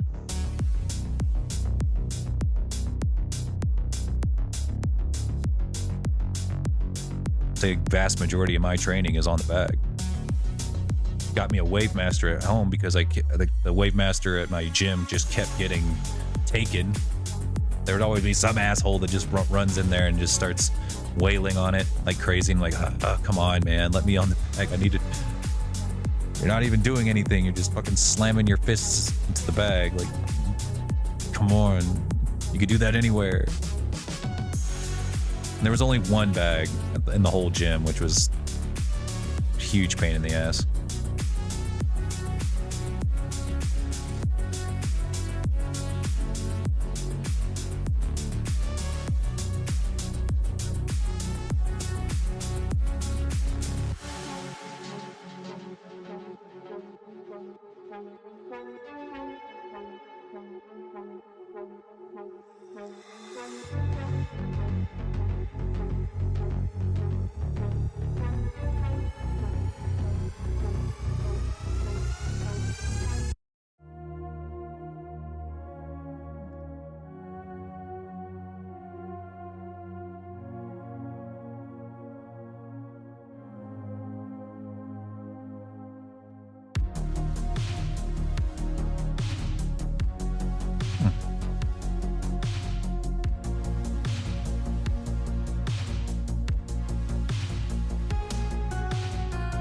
Yeah, baby.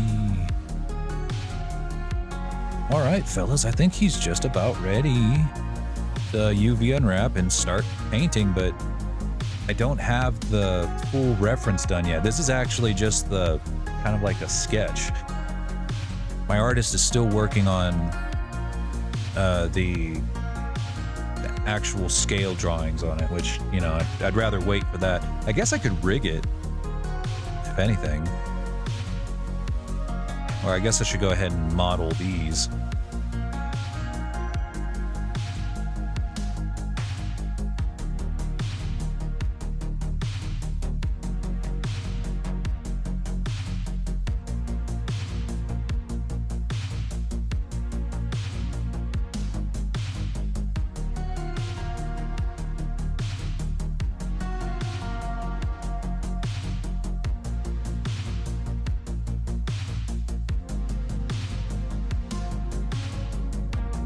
See, once we have them all placed, we can actually mess with them a little bit more. Make them look a little more unique from each other.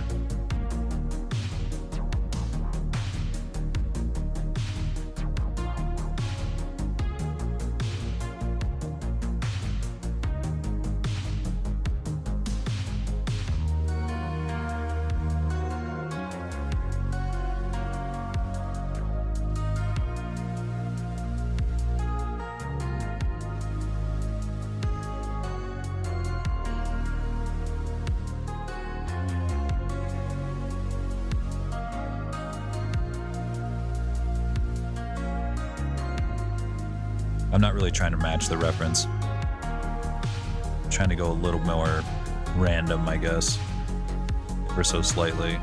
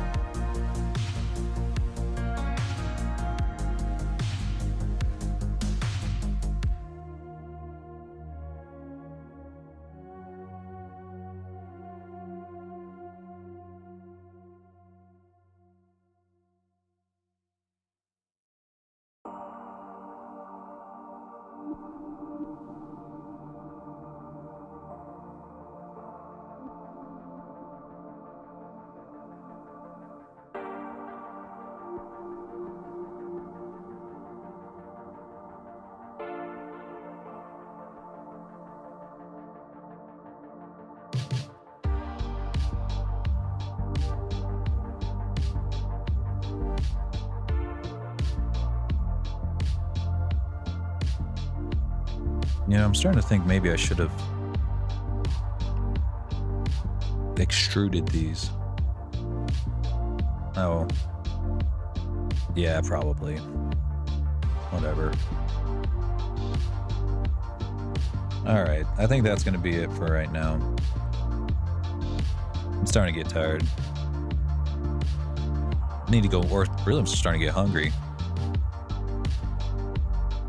I'm going to go make some dinner. But in the meantime, I'm going to send you guys on a raid. Thank you all for coming. Thank you all for stopping by. If you appreciate my content, make sure to follow. That way you don't miss any streams. And I will probably be live again on Thursday. Tomorrow I'm probably going to polish up your final version, Jarek, for your VRChat avatar. And then Thursday, if I don't finish it tomorrow, I'm probably going to try to apply all of that stuff to your VTuber model, you know, all of your powers to your VTuber version. It's gonna be cool. I think the only thing that I can't really apply is like wing controls, because those are VRChat specific, but that's okay. Everything else will be applied, like you'll have enough wing controls, like open your wings and close your wings, but not like, you know, move them in circles or whatever. Well, let's see, who do we want to raid today?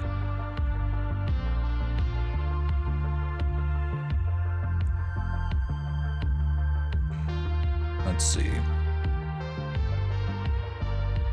Which of my Blender buddies is online?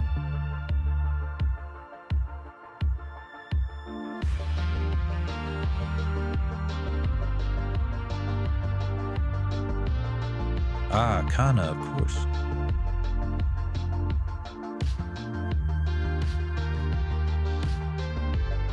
I'm gonna send you out a Kana, my guildmate.